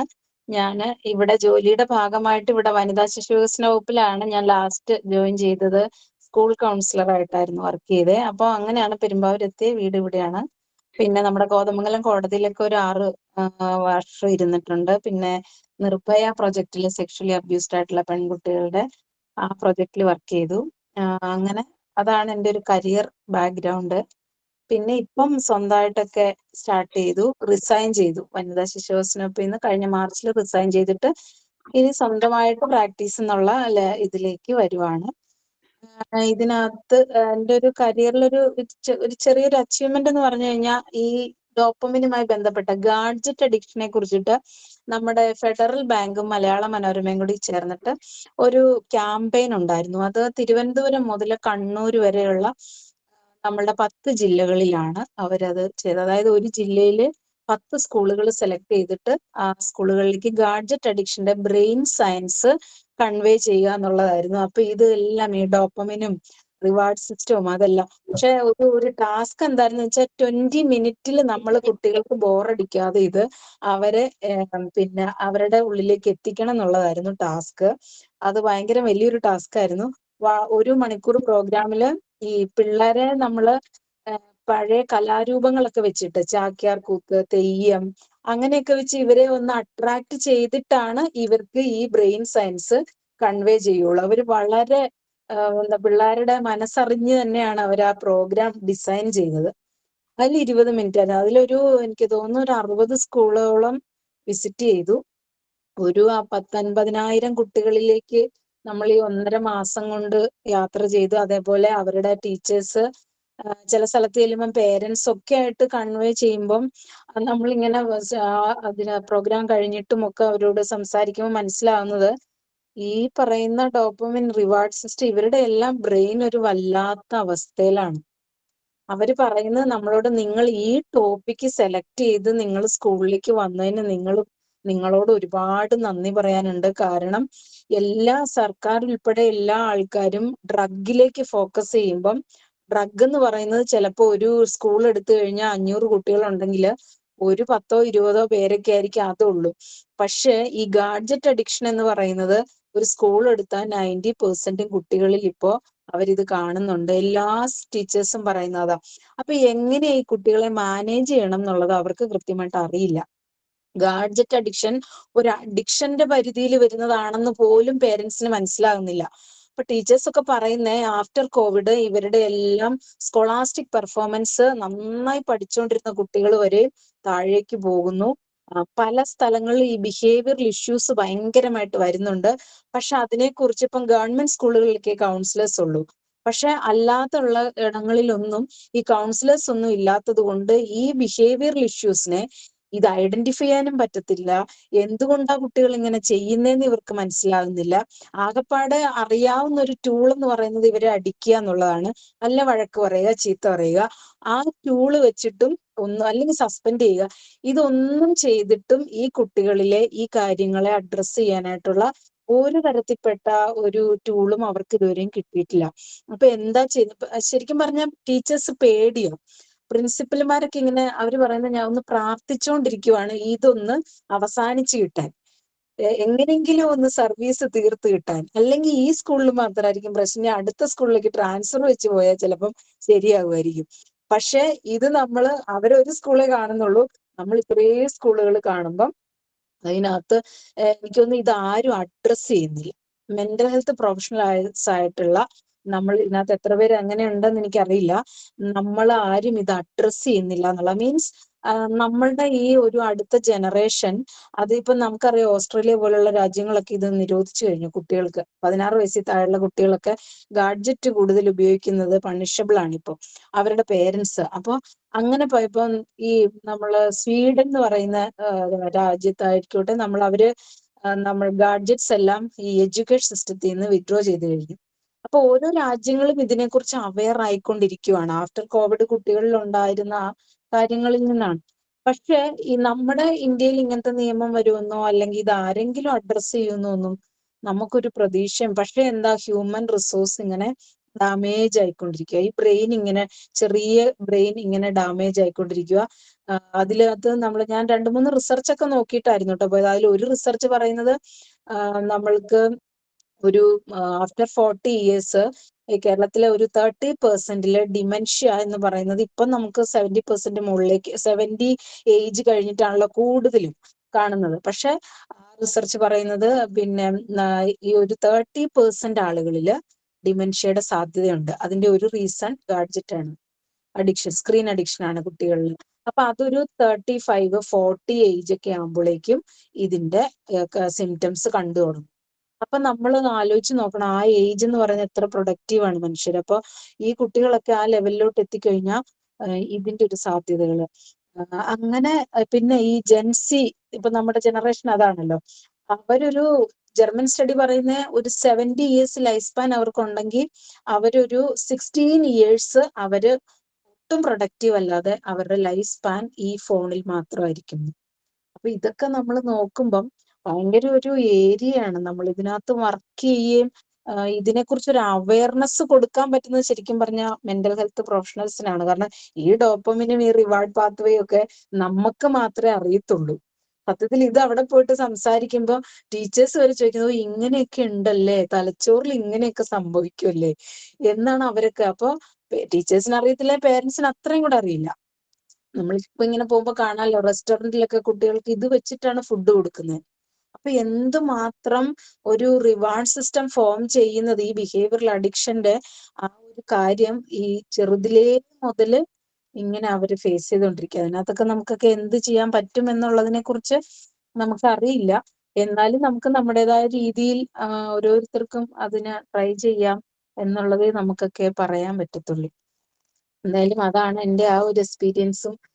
പക്ഷെ വേറൊരു എക്സ്പീരിയൻസ് എനിക്ക് മനസ്സിലായത് എന്താണെന്നറിയാമോ, നമ്മൾ എപ്പോഴും ഈ ഫാമിലി എന്ന് പറഞ്ഞിട്ട്, ഫാമിലിയിലാണ് പേഴ്സണാലിറ്റി, ഫാമിലിയിലാണ്. പക്ഷെ എനിക്ക് മനസ്സിലായിടത്തോളം ഇത്രയും സ്കൂളുകൾ വിസിറ്റ് ചെയ്തപ്പോൾ എനിക്കുണ്ടായ ഒരു സോഷ്യൽ ബിഹേവിയർ പലപ്പോഴും അതിൽ നിന്ന് എനിക്ക് കിട്ടിയ ഒരു ലേണിംഗ് എക്സ്പീരിയൻസ് എന്ന് പറയുന്നത്, ഫാമിലിയിൽ ആണ് പക്ഷെ എന്നാലും സ്കൂളാണ് ശരിക്കും, സ്കൂളാണ്. അല്ലാതെ ഫാമിലി ഇപ്പൊ ഇച്ചിരി മോശമായാലും സ്കൂളിലേക്ക് ആ കുട്ടി വരുമ്പോ ആ കുട്ടിയുടെ പേഴ്സണാലിറ്റിയെ മോൾഡ് ചെയ്യാൻ സ്കൂളിനൊരു വലിയ പങ്കുണ്ട്, വലിയ പങ്ക്. പക്ഷെ അത് നമ്മുടെ എഡ്യൂക്കേഷൻ സിസ്റ്റം മനസ്സിലാക്കിയിട്ടുണ്ടെന്ന് എനിക്ക് തോന്നുന്നില്ല, സ്കൂളിനാണെന്നുള്ളത്. കാരണം ഞാൻ കണ്ട ഒരു ഇതെന്ന് പറഞ്ഞാല്, ഒരു സ്കൂളിൽ ചെന്നപ്പം അവിടുത്തെ HMനോട് ആ കുട്ടികൾ പറയാണ് പാട്ട് വെച്ച് തരണം, ഞങ്ങൾക്ക് ഡാൻസ് കളിക്കണം ഇപ്പം. അപ്പൊ ഒരു 10-500 പിള്ളേരുണ്ട്. നമ്മളപ്പോ ഇത് സ്കൂൾ ടൈം അല്ലേ, അപ്പൊ നമ്മൾ അന്നേരം പറഞ്ഞു നിങ്ങളുടെ പ്രിൻസിപ്പലിനോട് ചോദിക്കട്ടെ. പ്രിൻസിപ്പലിനോട് ചോദിക്കുമ്പോൾ പ്രിൻസിപ്പൽ അവരെ എന്തിനാ പിടിച്ചു വെക്കുന്നത്, അവർ ജെൻസി ആണ്, അവരെ പിടിച്ചു വെച്ചിട്ട് കാര്യമില്ല, അവർക്ക് എൻജോയ് ചെയ്യാനാണ് തോന്നുന്നെങ്കിൽ നിങ്ങൾ പാട്ടിട്ട് കൊടുക്കുക, അവർ ഡാൻസ് കളിക്കട്ടെ. അപ്പൊ പിന്നെ നമ്മൾ കണ്ടത് ആ മോണിക്ക എന്ന് പറയുന്ന ഒരു പാട്ട് വെച്ച് 10-500ഓളം കുട്ടികൾ ഡാൻസ് കളിക്കുക. അപ്പൊ ഇവരുടെ പ്രിൻസിപ്പലിന്റെ ബിഹേവിയർ അതാണ്, നമ്മൾ ഓർത്തോണം. പിന്നെ ഇതിന്റെ റിഫ്ലക്ഷൻ വരുന്നത് എപ്പോഴാന്ന് ചോദിച്ചാൽ, ഒരു 10,000 കുട്ടികളുണ്ട് ഇരിക്കുന്ന, ആ കുട്ടികൾ നമ്മൾ പ്രോഗ്രാം സ്റ്റാർട്ട് ചെയ്തു, പ്രിൻസിപ്പൽ ഇവരുടെ നടുക്കൂടി ഇങ്ങനെ വരുവാണ്, ബാക്കിൽ നിന്ന് നടുക്കൂടി ഇങ്ങനെ വരുമ്പോഴത്തേനും ഈ കുട്ടികൾ പ്രിൻസിപ്പൽ വരുന്ന കണ്ടതും ചാടി എണീറ്റ് എല്ലാ കുട്ടികളും ഒരുപോലെ ക്ലാപ്പ് കൊടുക്കുക. അപ്പൊ എനിക്ക് ശരിക്കും മനസ്സിലായി ഇതാണ് ജെൻസി. കാരണം അവർക്ക് കൊടുക്കേണ്ട എന്തോ ഒരു സാധനം അവർക്ക് ഒരു സ്ഥലത്ത് നിന്ന് കിട്ടുമ്പം അവർക്ക് ബഹുമാനിക്കാൻ അവര് പഠിക്കുവാണ്. അത് അവരെ പഠിപ്പിക്കുവല്ല, അവര് തിരിച്ചതങ്ങ് കൊടുക്കുക. അപ്പൊ അവർക്ക് എന്താണോ കിട്ടുന്നത് അവര് കൊടുക്കും എന്നുള്ളതാണ്. അങ്ങനെ എന്നാൽ ഇതിനിടയിൽ വേറൊരു സ്കൂളിൽ ചെന്നപ്പോ എക്സ്പീരിയൻസ് ചെയ്തത്, നമ്മൾ ഈ കലാരൂപങ്ങളൊക്കെ ആണല്ലോ. കണ്ണൂർ ഒരു സ്കൂളിൽ ചെന്നപ്പം ഇത് വേറെ മതത്തിന്റെയാണ്, അതുകൊണ്ട് ഞങ്ങൾക്ക് ഇതിവിടെ പറ്റത്തില്ല, ഈ മോഹിനിയാട്ടം പറ്റുകയില്ല, പിന്നെ തെയ്യം ഇവിടെ പറ്റുകയില്ല, ഇതൊക്കെ വേറൊരു മതത്തിന്റെ, അങ്ങനെ മതം വേർതിരിച്ച് കാണുന്ന, അത് ആ സ്കൂളിൽ പറ്റുകയില്ലെന്ന് പറയുന്ന അത്രയും ഇടുങ്ങിയ ചിന്താഗതിയും നമ്മുടെ കേരളത്തിൽ ഇപ്പോഴും തന്നെ നിലനിൽക്കുന്നുണ്ട്. അത് ഒരു സ്കൂൾ ഒരിക്കലും അത് ചെയ്യാൻ പാടില്ലാത്തതാണ് അല്ലെ, അങ്ങനെ. അപ്പൊ അങ്ങനെയൊക്കെ നമുക്ക് വളരെ വിഷമം ഉണ്ടാക്കിയ കാര്യമാണ്. അപ്പൊ അങ്ങനെ ചില സ്ഥലത്ത് ചെല്ലുമ്പോൾ നമ്മൾ വെൽക്കം ആണ്, ചില സ്ഥലത്ത് ചെല്ലുമ്പോൾ ഭയങ്കര അങ്ങനെയൊക്കെ. അപ്പൊ സ്കൂളാണ് ഒരു പേഴ്സണാലിറ്റി മോൾഡ് ചെയ്യുന്നതെന്നുള്ളത് ശരിക്കും നമുക്ക് മനസ്സിലായ ഒരു ദിവസങ്ങളൊക്കെ ആയിരുന്നു. അപ്പൊ അതാണ് ആ ഒരു ഇതിനെക്കുറിച്ച് പറയാനുള്ള. പിന്നെ ഇതിന്റെ ലാസ്റ്റ് പോർഷനിലേക്ക് വരുമ്പം പിന്നെ എന്താണ്, അതിന്റെ ഓവർ കൺസംഷനിലിട്ട് വന്നാൽ, നമ്മുടെ എന്ത് അഡിക്ഷൻ ആണെങ്കിലും അതിന്റെ ഓവർ കൺസംഷൻ എന്ന് പറയുന്ന അവസ്ഥയിലേക്ക് നമ്മൾ വരുമ്പം ഡോപ്പമിൻ ആ റിവാർഡ് പാത്വേ വന്ന് ഓവർ കൺസംഷൻ വരുമ്പോൾ 2 തരത്തിൽപ്പെട്ട ഒരു ഷെയിമിനെ കുറിച്ചിട്ട് പറയുന്നുണ്ട് ഇതിനകത്ത്. ഡിസ്ട്രക്റ്റീവ് ഷെയിമും ഉണ്ട്, പ്രോസോഷ്യൽ ഷെയിമും പറയുന്നുണ്ട്. ഡിസ്ട്രക്റ്റീവ് ഷെയിം എന്ന് പറയുമ്പോൾ അതിനകത്ത് അതായത് നമ്മളൊരു ഇത് വരുന്നു, ഓവറായിട്ട് നമ്മൾ ഇത് കൺസംഷൻ ചെയ്യുമ്പോൾ ഈ വ്യക്തിക്ക് തന്നെ അറിയാം ഇത് എന്നെ ബാധിക്കുന്നുണ്ട്, എനിക്കിത് പറ്റുന്നില്ല, ഞാൻ ഇതിൽ നിന്ന് മാറി നിൽക്കേണ്ടതാണ് എന്നൊക്കെ ഉള്ള ഒരു ഇൻസൈറ്റ് അവർക്കുണ്ട്. ഞാൻ ഇവിടെ ഇരുന്നപ്പോ നമ്മളുടെ കോടതിയിൽ ഇരുന്നപ്പോ ഒരു 90% കേസും ഈ ആൽക്കഹോൾ അഡിക്ഷൻ ആണ്. ഫാമിലി പിന്നെ പ്രശ്നമായിട്ട് വരുന്നതില് 90%ന്റെയും റൂട്ട് കോസ് എന്ന് പറയുന്നത് ഈ ആൽക്കഹോൾ അഡിക്ഷൻ ആയിരിക്കും. അപ്പൊ ഇവരോട് നമ്മൾ ഇത് പറയുമ്പം ഇവര് ഈ 2 തരത്തിൽപ്പെട്ട ഷെയിമിലെ ആൾക്കാരെ ഞാൻ കണ്ടിട്ടുണ്ട് കേട്ടോ. അതിൽ ഡിസ്ട്രക്റ്റീവ് ഷെയിം എന്ന് പറഞ്ഞു കഴിഞ്ഞാൽ അവരോട് ഇത് നമ്മൾ സംസാരിക്കുവാണെങ്കിൽ ഇവരെന്ത് വെച്ചാൽ ഇവര് ഡിനൈ ചെയ്യും. ഇല്ല, ഞാനിങ്ങനെ അങ്ങനൊന്നും ഇല്ല, ഞാൻ ഇവരൊക്കെ വെറുതെ പറയാണ്, ഞാൻ വല്ലപ്പോഴും ഒക്കെ കഴിക്കുന്നുള്ളൂ. അപ്പൊ ആയിരിക്കും ഇപ്പുറത്തിരുന്ന് ഭാര്യ പറയുന്ന, അയ്യോ അല്ല, വെറുതെ നുണ പറയാണ്, വല്ലപ്പോഴും അല്ല, എല്ലാ ദിവസവും കഴിച്ചിട്ടാണ് വരുന്നത്, രാവിലെ എന്റെ തലയിൽ കൈവച്ചിട്ട് പറയും ഇന്ന് കുടിക്കില്ല എന്ന് പറയും, പക്ഷെ വൈകുന്നേരം വന്നിട്ട് അങ്ങനെ തന്നെയാണ് വരുന്നത്. അപ്പോഴും ഇപ്പുറത്തിരുന്ന് ഈ മനുഷ്യൻ പറയും, ഇല്ല ഇവള് നുണ പറഞ്ഞ, ഞാൻ അങ്ങനെയില്ല, ഞാൻ ഇന്നലെ കഴിച്ചില്ലല്ലോ എന്ന് പറയാം. അപ്പൊ ആഴ്ചയിൽ ഒരു 3-4 ദിവസമെങ്കിലും ഇവര് കഴിക്കും. പക്ഷെ ഇവര് കഴിക്കും എന്നുള്ള ഇവരുടെ ഉള്ളിൽ ഉണ്ടെങ്കിൽ പോലും അവര് പുറത്തേക്ക് സമ്മതിക്കില്ല. അപ്പൊ എന്നിട്ട് അവര് നുണ പറയും. അതാണ് ഡിസ്ട്രക്റ്റീവ് ഷെയിമിന്റെ, അതായത് വെച്ചാൽ ഓവർ കൺസപ്ഷൻ അവരെ ഒരു നാണക്കേട്ടിലേക്ക് കൊണ്ടുപോകുന്നുണ്ട്. ആ നാണക്കേട് ഇവരെ മറ്റുള്ളവരുടെ മുമ്പിൽ ഇത് സമ്മതിക്കത്തില്ല എന്നുള്ള ലെവലിലായിരിക്കും. അപ്പൊ ഡിനേ ചെയ്യുക, പിന്നെ ബാർഗെയിൻ ചെയ്യുക, അതൊക്കെ ഡിസ്ട്രക്റ്റീവ് ഷെയിമിങ്ങിന്റെ ഭാഗമാണ്. ബാർഗെയിൻ ചെയ്യുക എന്ന് പറഞ്ഞാൽ ഞാൻ മാത്രമല്ലല്ലോ, അതെന്റെ അപ്പുറത്തുള്ള ആൾക്കാരും കഴിക്കുന്നുണ്ടല്ലോ, പിന്നെ അമ്മാവന്റെ മറ്റേ മോൻ കഴിക്കുന്നില്ലേ, എന്നിട്ട് പിന്നെ ഞാൻ കഴിക്കുന്നത് മാത്രം എന്താണ് നിങ്ങൾ എടുത്തു പറയുന്നത്. അങ്ങനെ ഡിനേ ചെയ്യുന്നു, നമ്മൾ കഴിക്കുന്ന ആ കാര്യത്തിനെ ഡിനേ ചെയ്യുകയും ബാർഗെയിൻ ചെയ്യുകയും അങ്ങനെയൊക്കെ ചെയ്യുന്നു എന്നുള്ളത് ഈ ഓവർ കൺസംഷന്റെ ഓവർ കൺസംഷൻ ഡിസ്ട്രക്റ്റീവ് ഷെയിമിലാണെങ്കിൽ അതിനകത്തേക്ക് വരുന്ന ഒരു ഇതാണ്. പിന്നെ എന്താന്ന് വെച്ചാൽ ഐസൊലേറ്റഡ് ആവും അവര് എന്ന് പറഞ്ഞാൽ, പിന്നെ ഞാൻ ഇരിക്കുമ്പോ കണ്ടിട്ടുള്ളത്, പിന്നെ അവർ അടുത്ത സെഷനൊന്നും വരത്തില്ല. പിന്നെ അവര് ഭാര്യനോട് ഈ ഇങ്ങനെയുള്ള കാര്യങ്ങൾ, പിന്നെ അവര് ഭയങ്കരമായിട്ട് റേസ് ആവുക, പിന്നെ കഴിച്ച ദിവസമാണെങ്കിൽ അന്ന് വരത്തില്ല വീട്ടില്, അങ്ങനെയൊക്കെ അവരങ്ങോട്ട് നിങ്ങളെല്ലാരും നിങ്ങൾക്കൊന്നും എന്നെ ഇഷ്ടമല്ലല്ലോ, അങ്ങനെ ഇവര് തന്നെ അങ്ങോട്ട് ഓരോ ന്യായങ്ങൾ പറഞ്ഞിട്ട് അവരെ ഐസൊലേറ്റഡ് ആക്കുന്ന ഒരു രീതി. അതാണ് ഈ ഡിസ്ട്രക്റ്റീവ് ഷെയിമിലേക്ക് മനുഷ്യർ വരുമ്പം നമ്മൾ ഇതില്. പക്ഷെ ഈ പ്രോസോഷ്യൽ ഷെയിം എന്ന് പറയുമ്പോൾ അത് കുറച്ചും കൂടി അതിന്റെ ആ പേര് പറയുന്നത് പോലെ തന്നെ പ്രോസോഷ്യൽ ഷെയിം എന്ന് പറഞ്ഞാൽ ഈ വ്യക്തിയെ ഒരു പിന്നെന്താണ് ആ അഡിക്ഷനിൽ നിന്ന് പുറത്തു കൊണ്ടുവരാൻ അവരെ സഹായിക്കുക ചെയ്യുന്നു. മറ്റേ ആ നെയിം പോലെ തന്നെ ഡിസ്ട്രക്റ്റീവ് അവരെ നശിപ്പിച്ചു കളയുന്നു. അവരുടെ അങ്ങനെയുള്ള ആൾക്കാർക്കാണ് അവർ ട്രീറ്റ്മെന്റിന് പോകില്ല. ഡിസ്ട്രക്റ്റീവ് ഷെയിമിൽ പെട്ട് കഴിഞ്ഞാൽ പിന്നെ അവർ ട്രീറ്റ്മെന്റിന് പോകത്തില്ല. എനിക്കും അങ്ങനെ വലിയ കാര്യമൊന്നും ഇല്ലെന്ന് പറയും. അങ്ങനെ ട്രീറ്റ്മെന്റിലേക്ക് നമ്മൾ എത്തിക്കാൻ ഭയങ്കര പാടാണ്. ഈ ഇൻസൈറ്റ് കിട്ടൂല അവർക്ക്. ഇൻസൈറ്റ് കൊടുക്കാൻ നമ്മൾ എത്ര സൈക്കോ എഡ്യൂക്കേഷൻ കൊടുത്താലും അവർക്ക് ആ ഇൻസൈറ്റിലേക്ക് അവർ എത്തത്തില്ല. അതാണ് ഡിസ്ട്രക്റ്റീവ് ഷെയിമിന്റെ ഒരു ആഫ്റ്റർ എഫക്റ്റ് എന്ന് പറയുന്നത്. പക്ഷെ പ്രോസോഷ്യൽ ഷെയിമിലേക്ക് വരുവാണെങ്കിൽ നമ്മൾ ഈ ആൾ തിരിച്ചറിയുവാണ്, അവിടെ ഡിനൈ ഇതൊന്നുമില്ല, ബാർഗെയിനിങ് ഒന്നുമില്ല. അവര് മനസ്സിലാക്കുവാണ്, ഓക്കെ ശരി, എനിക്ക് ഇങ്ങനെയുള്ള ചില ബുദ്ധിമുട്ടുകളൊക്കെ ഉണ്ട്. അങ്ങനത്തെ മനുഷ്യരെ ഞാൻ കണ്ടിട്ടുണ്ട് കേട്ടോ. നമ്മൾ ഈ ആൽക്കഹോളിസത്തിന്റെ സ്റ്റേജസ് ഒക്കെ ഇങ്ങനെ പറയുമ്പോൾ നമ്മളിപ്പോ നിങ്ങൾ റെഡ് ഏരിയയിലാണ്, അല്ലെങ്കിൽ ഒരു യെല്ലോ ഏരിയയിലാണ് നിങ്ങൾ നിൽക്കുന്നത്, അല്ലെങ്കിൽ ഗ്രീൻ ഏരിയ, നമ്മൾ ഇങ്ങനെ പറയുമല്ലോ, ഗ്രീന് യെല്ലോ റെഡ്, അപ്പൊ നിങ്ങൾ റെഡിലേക്ക് എത്തിയിട്ടുണ്ട്, മീൻസ് അത് തേർഡ് സ്റ്റേജ് ആണ്. തേർഡ് സ്റ്റേജ് വന്നു ഇങ്ങനത്തെ ഒരു ഇതെല്ലാം പറയുമ്പോൾ പിന്നെ നമ്മൾ ഇതും പറയും, ഡോപ്പമിന്റെ ഈ റിവാർഡ് പാത്വേ ഒക്കെ പറയും. അപ്പൊ ഇത് ബ്രെയിനുമായി കണക്റ്റഡ് ആയതുകൊണ്ട് തന്നെ നിങ്ങൾക്ക് ഈ ന്യൂറോ ട്രാൻസ്മിറ്ററിനെ നിങ്ങൾക്ക് കൺട്രോൾ ചെയ്യാൻ പറ്റത്തില്ല. അല്ലെങ്കിൽ നിങ്ങൾക്ക് നിങ്ങളുടെ ഷുഗർ കൺട്രോൾ ചെയ്യാൻ പറ്റുമോ, നിങ്ങൾ എത്ര വിചാരിച്ചാലും മരുന്ന് ചെല്ലാതെ പറ്റത്തില്ലല്ലോ എന്നൊക്കെ പറയുമ്പം ഈ പ്രോസോഷ്യൽ ഷെയിമിലേക്ക് വരുന്ന ആൾക്കാര് അവരത് മനസ്സിലാക്കുക, അവർക്ക് ഇൻസൈറ്റ് ഉണ്ടാവുക. ഇൻസൈറ്റ് ഉണ്ടാകുമ്പോൾ ഒരു പിന്നെ ഈ പറയുന്ന ഷെയിം അവർക്ക് ഉണ്ടാകും. ഞാനിത് ചെയ്തല്ലോ, ഞാൻ ഇങ്ങനെ ചെയ്തത് കൊണ്ട് എന്റെ ഭാര്യയ്ക്ക് ഇങ്ങനെ ബുദ്ധിമുട്ടുണ്ടായി, അല്ല അപ്പൊ ഞാൻ കഴിഞ്ഞ ദിവസം എന്റെ മക്കളെ ഞാൻ അടിച്ചിട്ടുണ്ടല്ലേ, അപ്പൊ അവർക്ക് ഇങ്ങനെയുള്ള ബുദ്ധിമുട്ടുകൾ ഉണ്ടായിട്ടുണ്ടല്ലേ, ശരി, അപ്പൊ ഞാൻ ഇങ്ങനെയൊക്കെ ചെയ്തു കഴിഞ്ഞാൽ അതെന്റെ ബിഹേവിയറിൽ അപ്പൊ ഞാനൊരു രോഗാവസ്ഥയിലാണല്ലേ എന്ന് ഇവര് മനസ്സിലാക്കുന്നത് ഈ പ്രോസോഷ്യൽ ഷെയിമിലേക്ക് ഇവരെത്തുമ്പോഴാണ്. അപ്പൊ ഈ ഒരു ഷെയിമിലേക്കാണ് നമുക്ക് അവരെ കൂടുതലും ഫോക്കസ് ചെയ്ത് എത്തിക്കാനായിട്ട് നമ്മൾ നോക്കേണ്ടത്. അപ്പൊ ആ ഷെയിമിലേക്ക് എത്തിക്കഴിഞ്ഞാൽ ഇവര് പിന്നെ ട്രീറ്റ്മെന്റിന് റെഡിയാകും. ഇവര് നുണയൊന്നും പറയത്തില്ല.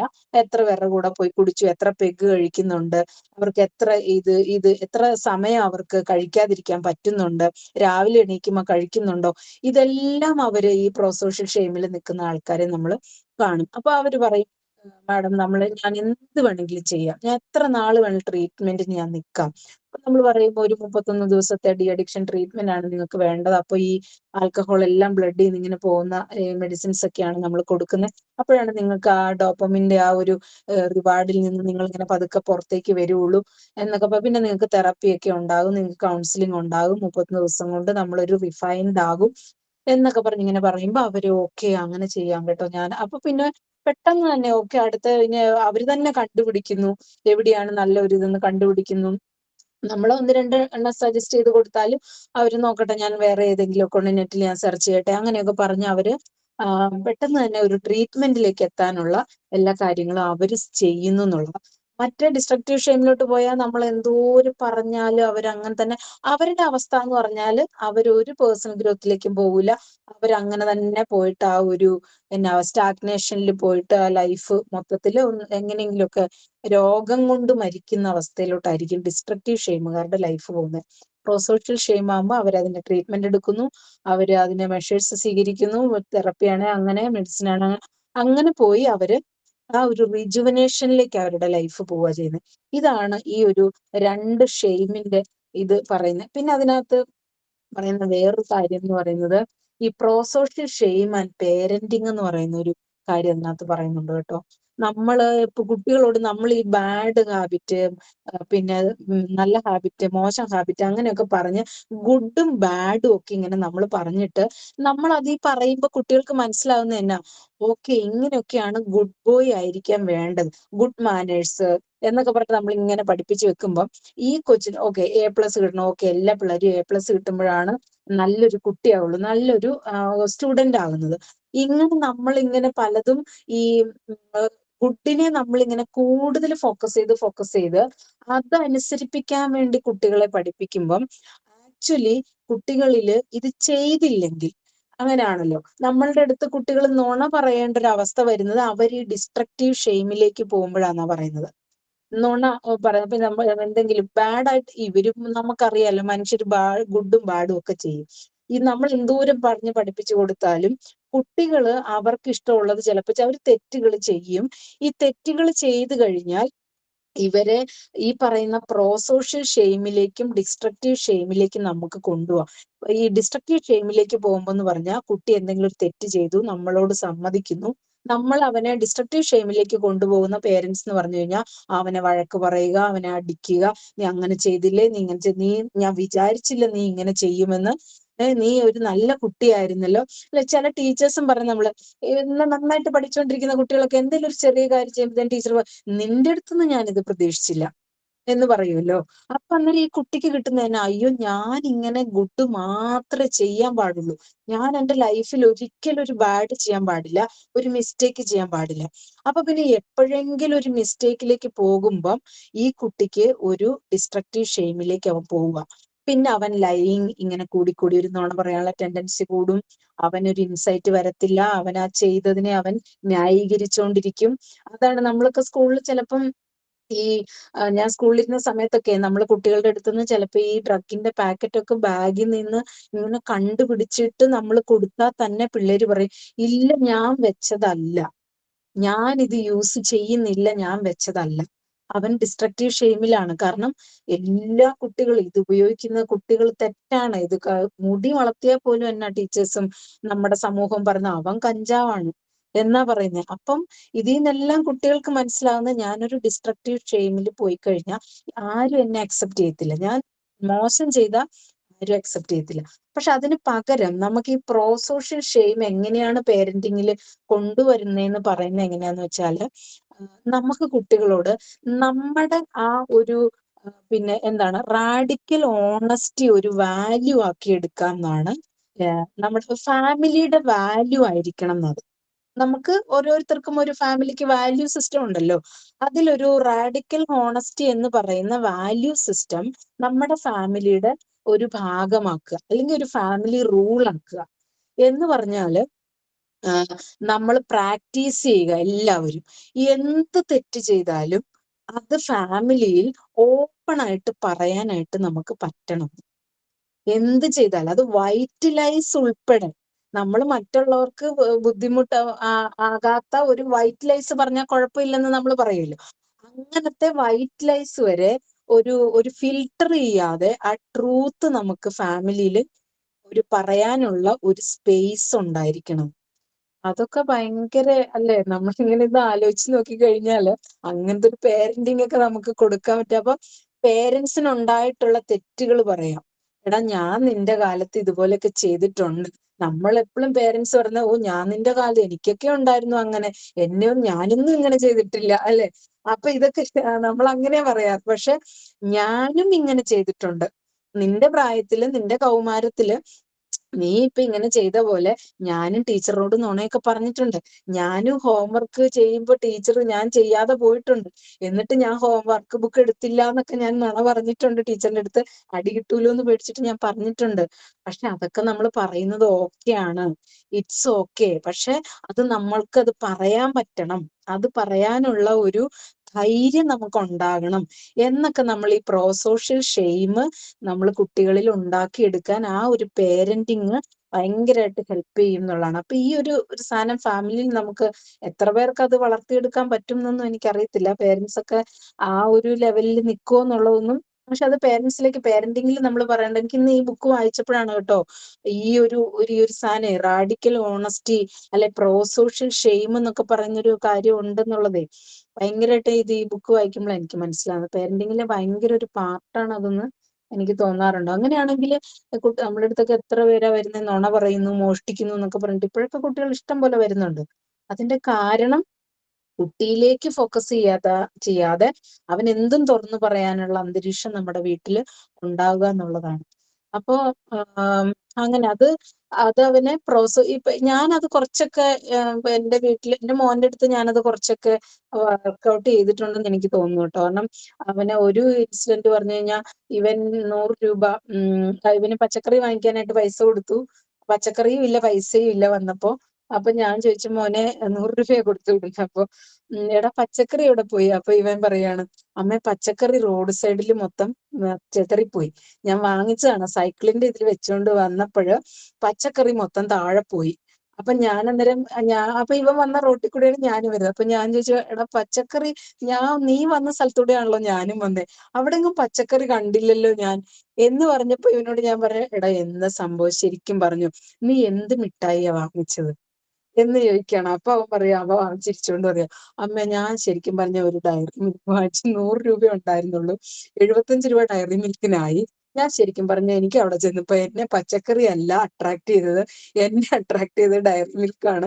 അപ്പൊ ഞാൻ ആ ഡയറി മിൽക്ക് 75 രൂപ എടുത്തോണ്ട് ബാക്കി 25 രൂപ എന്റെ കയ്യിലുണ്ട് ഇരിക്കുന്നു എന്ന് പറഞ്ഞ്. അപ്പൊ അങ്ങനെ അങ്ങനെ പറഞ്ഞത് കൊണ്ട് ആ പ്രോസോഷ്യൽ ഷെയിം എനിക്ക് തോന്നുന്നു അറിയാതെയാണെങ്കിലും ഞാൻ അവനോട് പറയായിരുന്നു, നീ എന്തും നിനക്ക് ചെയ്യാം, എന്തും ചെയ്യാം, പക്ഷെ അത് വീട്ടിൽ വന്ന് പറയണം. നാട്ടുകാര് പറഞ്ഞ് ഞാൻ അറിയുമ്പോ എനിക്കൊരു വിഷമം ഉണ്ടാകും, നീ പറഞ്ഞറിഞ്ഞാൽ എനിക്ക് ഒരു ബുദ്ധിമുട്ടും ഇല്ല. അതുകൊണ്ട് എന്ത് വൾഗർ സാധനം വേണേലും നീ ചെയ്തോ, കുട്ടികളാണ്, നീ എന്തും ചെയ്തു പോകും. പക്ഷെ അത് ചെയ്തേച്ച് നമുക്കിവിടെ വന്ന് പറയാനുള്ളൊരു നീ ഉണ്ടാക്കിയെടുത്താൽ മതി.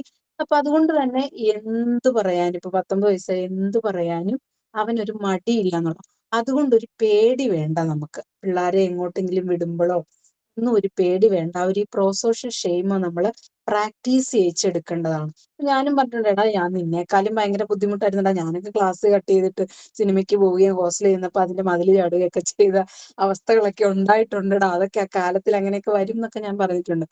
അപ്പൊ അത് ഈ പ്രോസോഷ്യൽ ഷെയിം എന്നുള്ള വാക്കൊന്നും അറിയാതെയാണ് കേട്ടോ, ഞാൻ അല്ലാതെ തന്നെ അങ്ങ് പറഞ്ഞു പോയതൊക്കെ.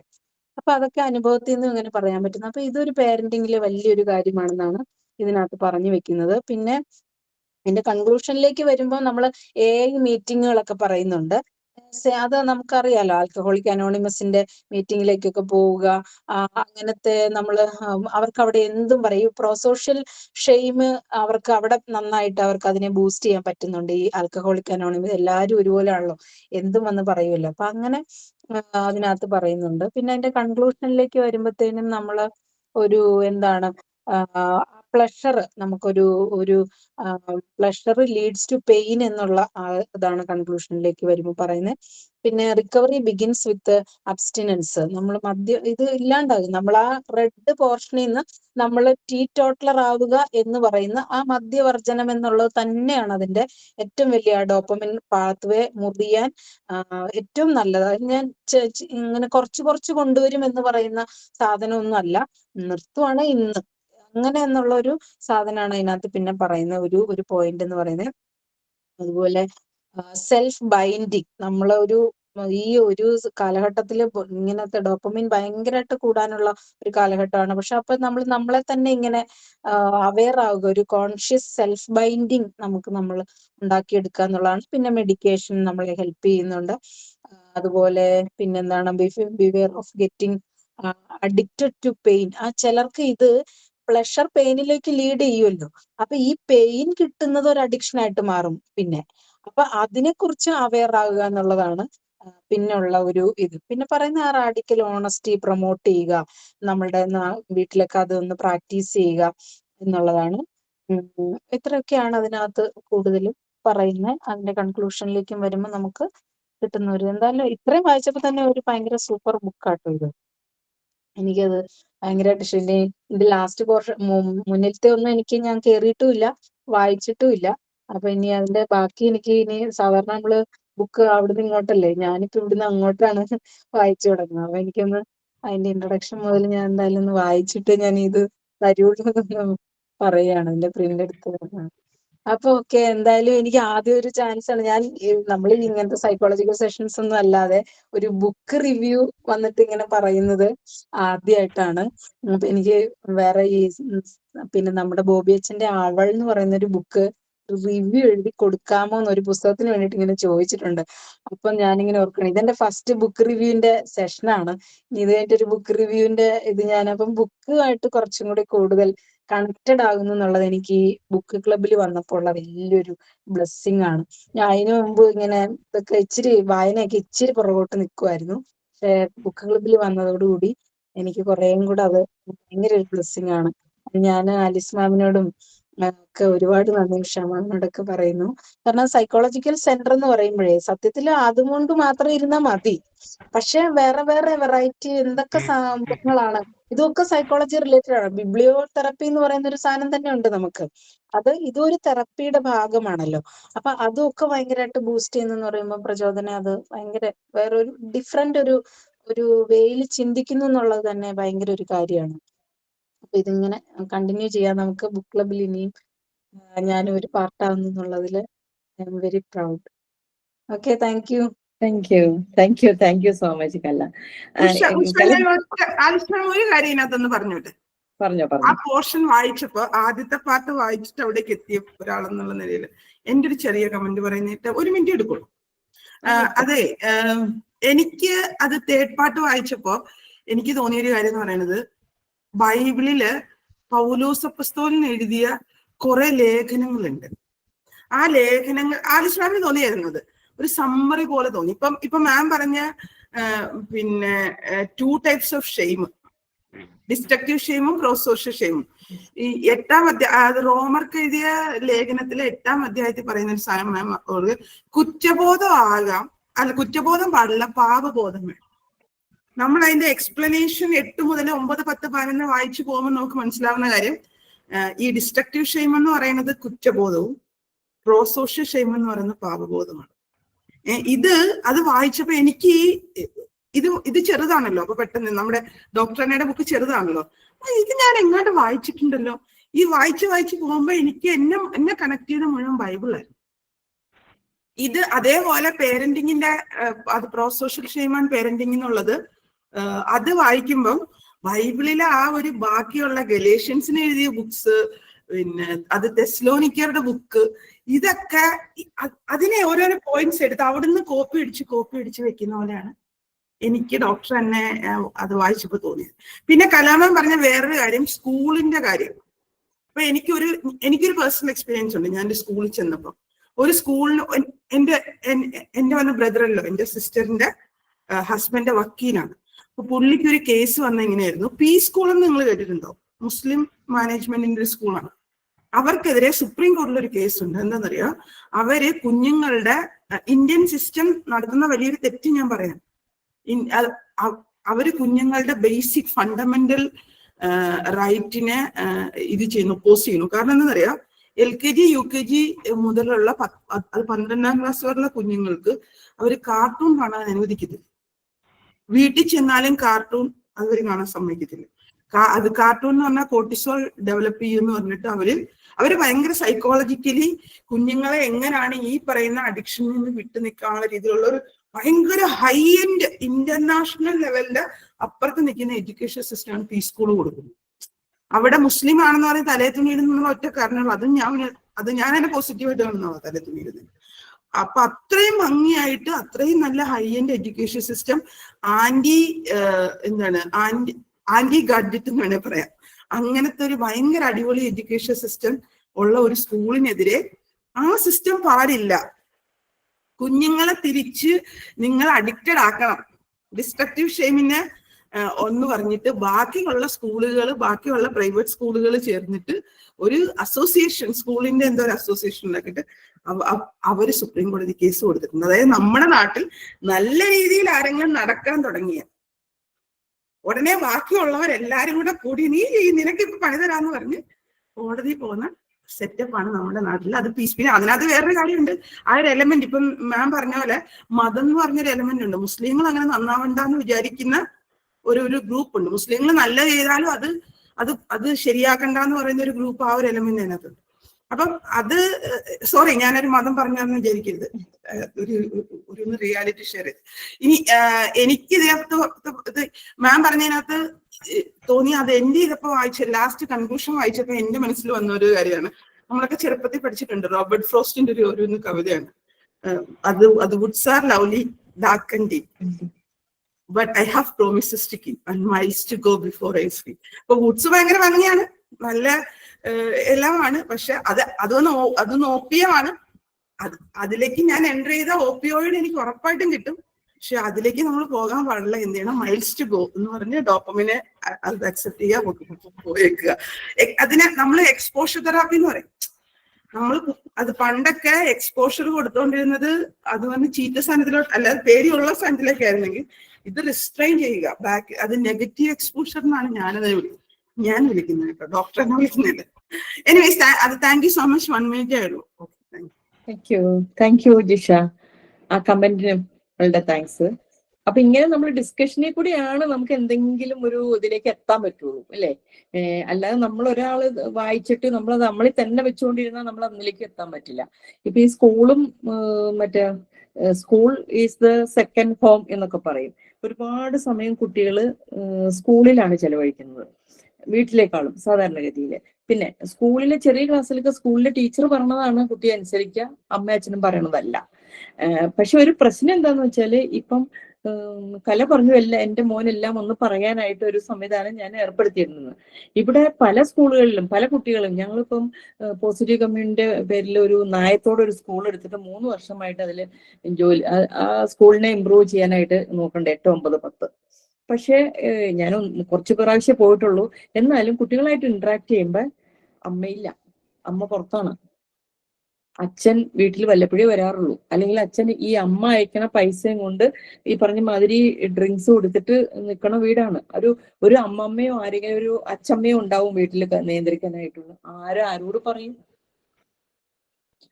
അവിടെയാണ് ആ സ്കൂളിന്റെ പ്രത്യേകത വരുന്നത്. ഒരു ടീച്ചർ, അവർക്കൊരു ടീച്ചർ ഉണ്ടെങ്കിൽ അതിനോട് ഓപ്പൺ ചെയ്യാനായിട്ടുള്ള ഒരു സംവിധാനം. ഇപ്പൊ ഈ അമ്മ പോകണ്ട എന്ന് നമുക്ക് പറയാൻ പറ്റില്ല, കാരണം അവർക്കുടെ സാമ്പത്തിക സ്ഥിതി അനുസരിച്ചാണ് അയർലൻഡിലോ അല്ലെങ്കിൽ UK-ലോ എവിടെയെങ്കിലും ഒക്കെ പോയി വീട്ടുജോലി ചെയ്ത് ജീവിക്കുന്നത്.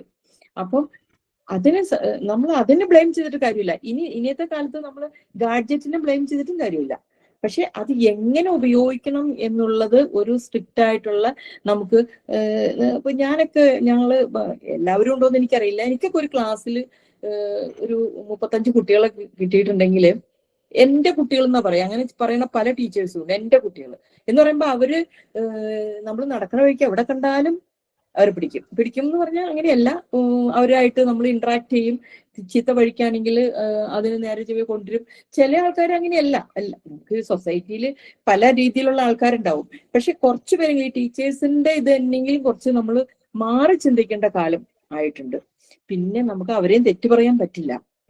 കാരണം ഈ സ്കൂൾ ഞങ്ങളീ പോകുന്ന സ്കൂളില് നേരത്തെ ഉണ്ടായിരുന്ന ഒരു ഹെഡ് മിസ്ട്രസ്. അപ്പൊ അവരോട് നമ്മളിങ്ങനെ എന്തോ കാര്യങ്ങൾ പറഞ്ഞപ്പോ അവര് പറയണ PTA സമ്മതിക്കില്ല എന്ന് പറയണേ. അവരുടെ കുട്ടികൾക്ക് ഇതിന് നിൽക്കാനുള്ള സമയമില്ല.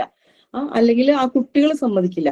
അവരുടെ നിലനിൽപ്പ് അവർ നോക്കും. ഇന്നെന്താ ഡോക്ടേഴ്സ് ശരിക്കും പറയാൻ ശരിക്കും പണ്ടത്തെ ഡോക്ടേഴ്സിന്റെ കൂട്ട് എടുക്കാത്ത കാര്യങ്ങള് അവരെ ക്രൂശിക്കാൻ നടക്കുന്ന ഒരു പാർട്ടികളുണ്ട്. ഒരു ഡോക്ടർ എന്തെങ്കിലും ചെയ്താൽ വേറെ ഡോക്ടർക്കായിരിക്കും ചിലപ്പോൾ അടി കിട്ടുന്നത്. അപ്പൊ ആരും ഇതിന് അതീതരല്ല.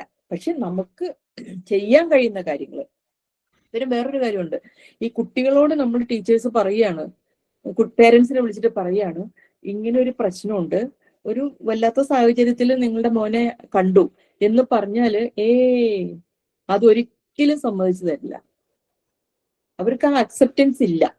ആ അക്സെപ്റ്റൻസ് അവര് അങ്ങനെ ആയതിന് അയൽവക്കക്കാരൻ മുതൽ കൂട്ടുകാരൻ മുതൽ ടീച്ചറിനെ മുതൽ സ്കൂളിനെ മുതൽ എല്ലാത്തിനും കുറ്റപ്പെടുത്തും. അവരുടെ കുട്ടീനെ മാത്രം കുറ്റപ്പെടുത്തില്ല.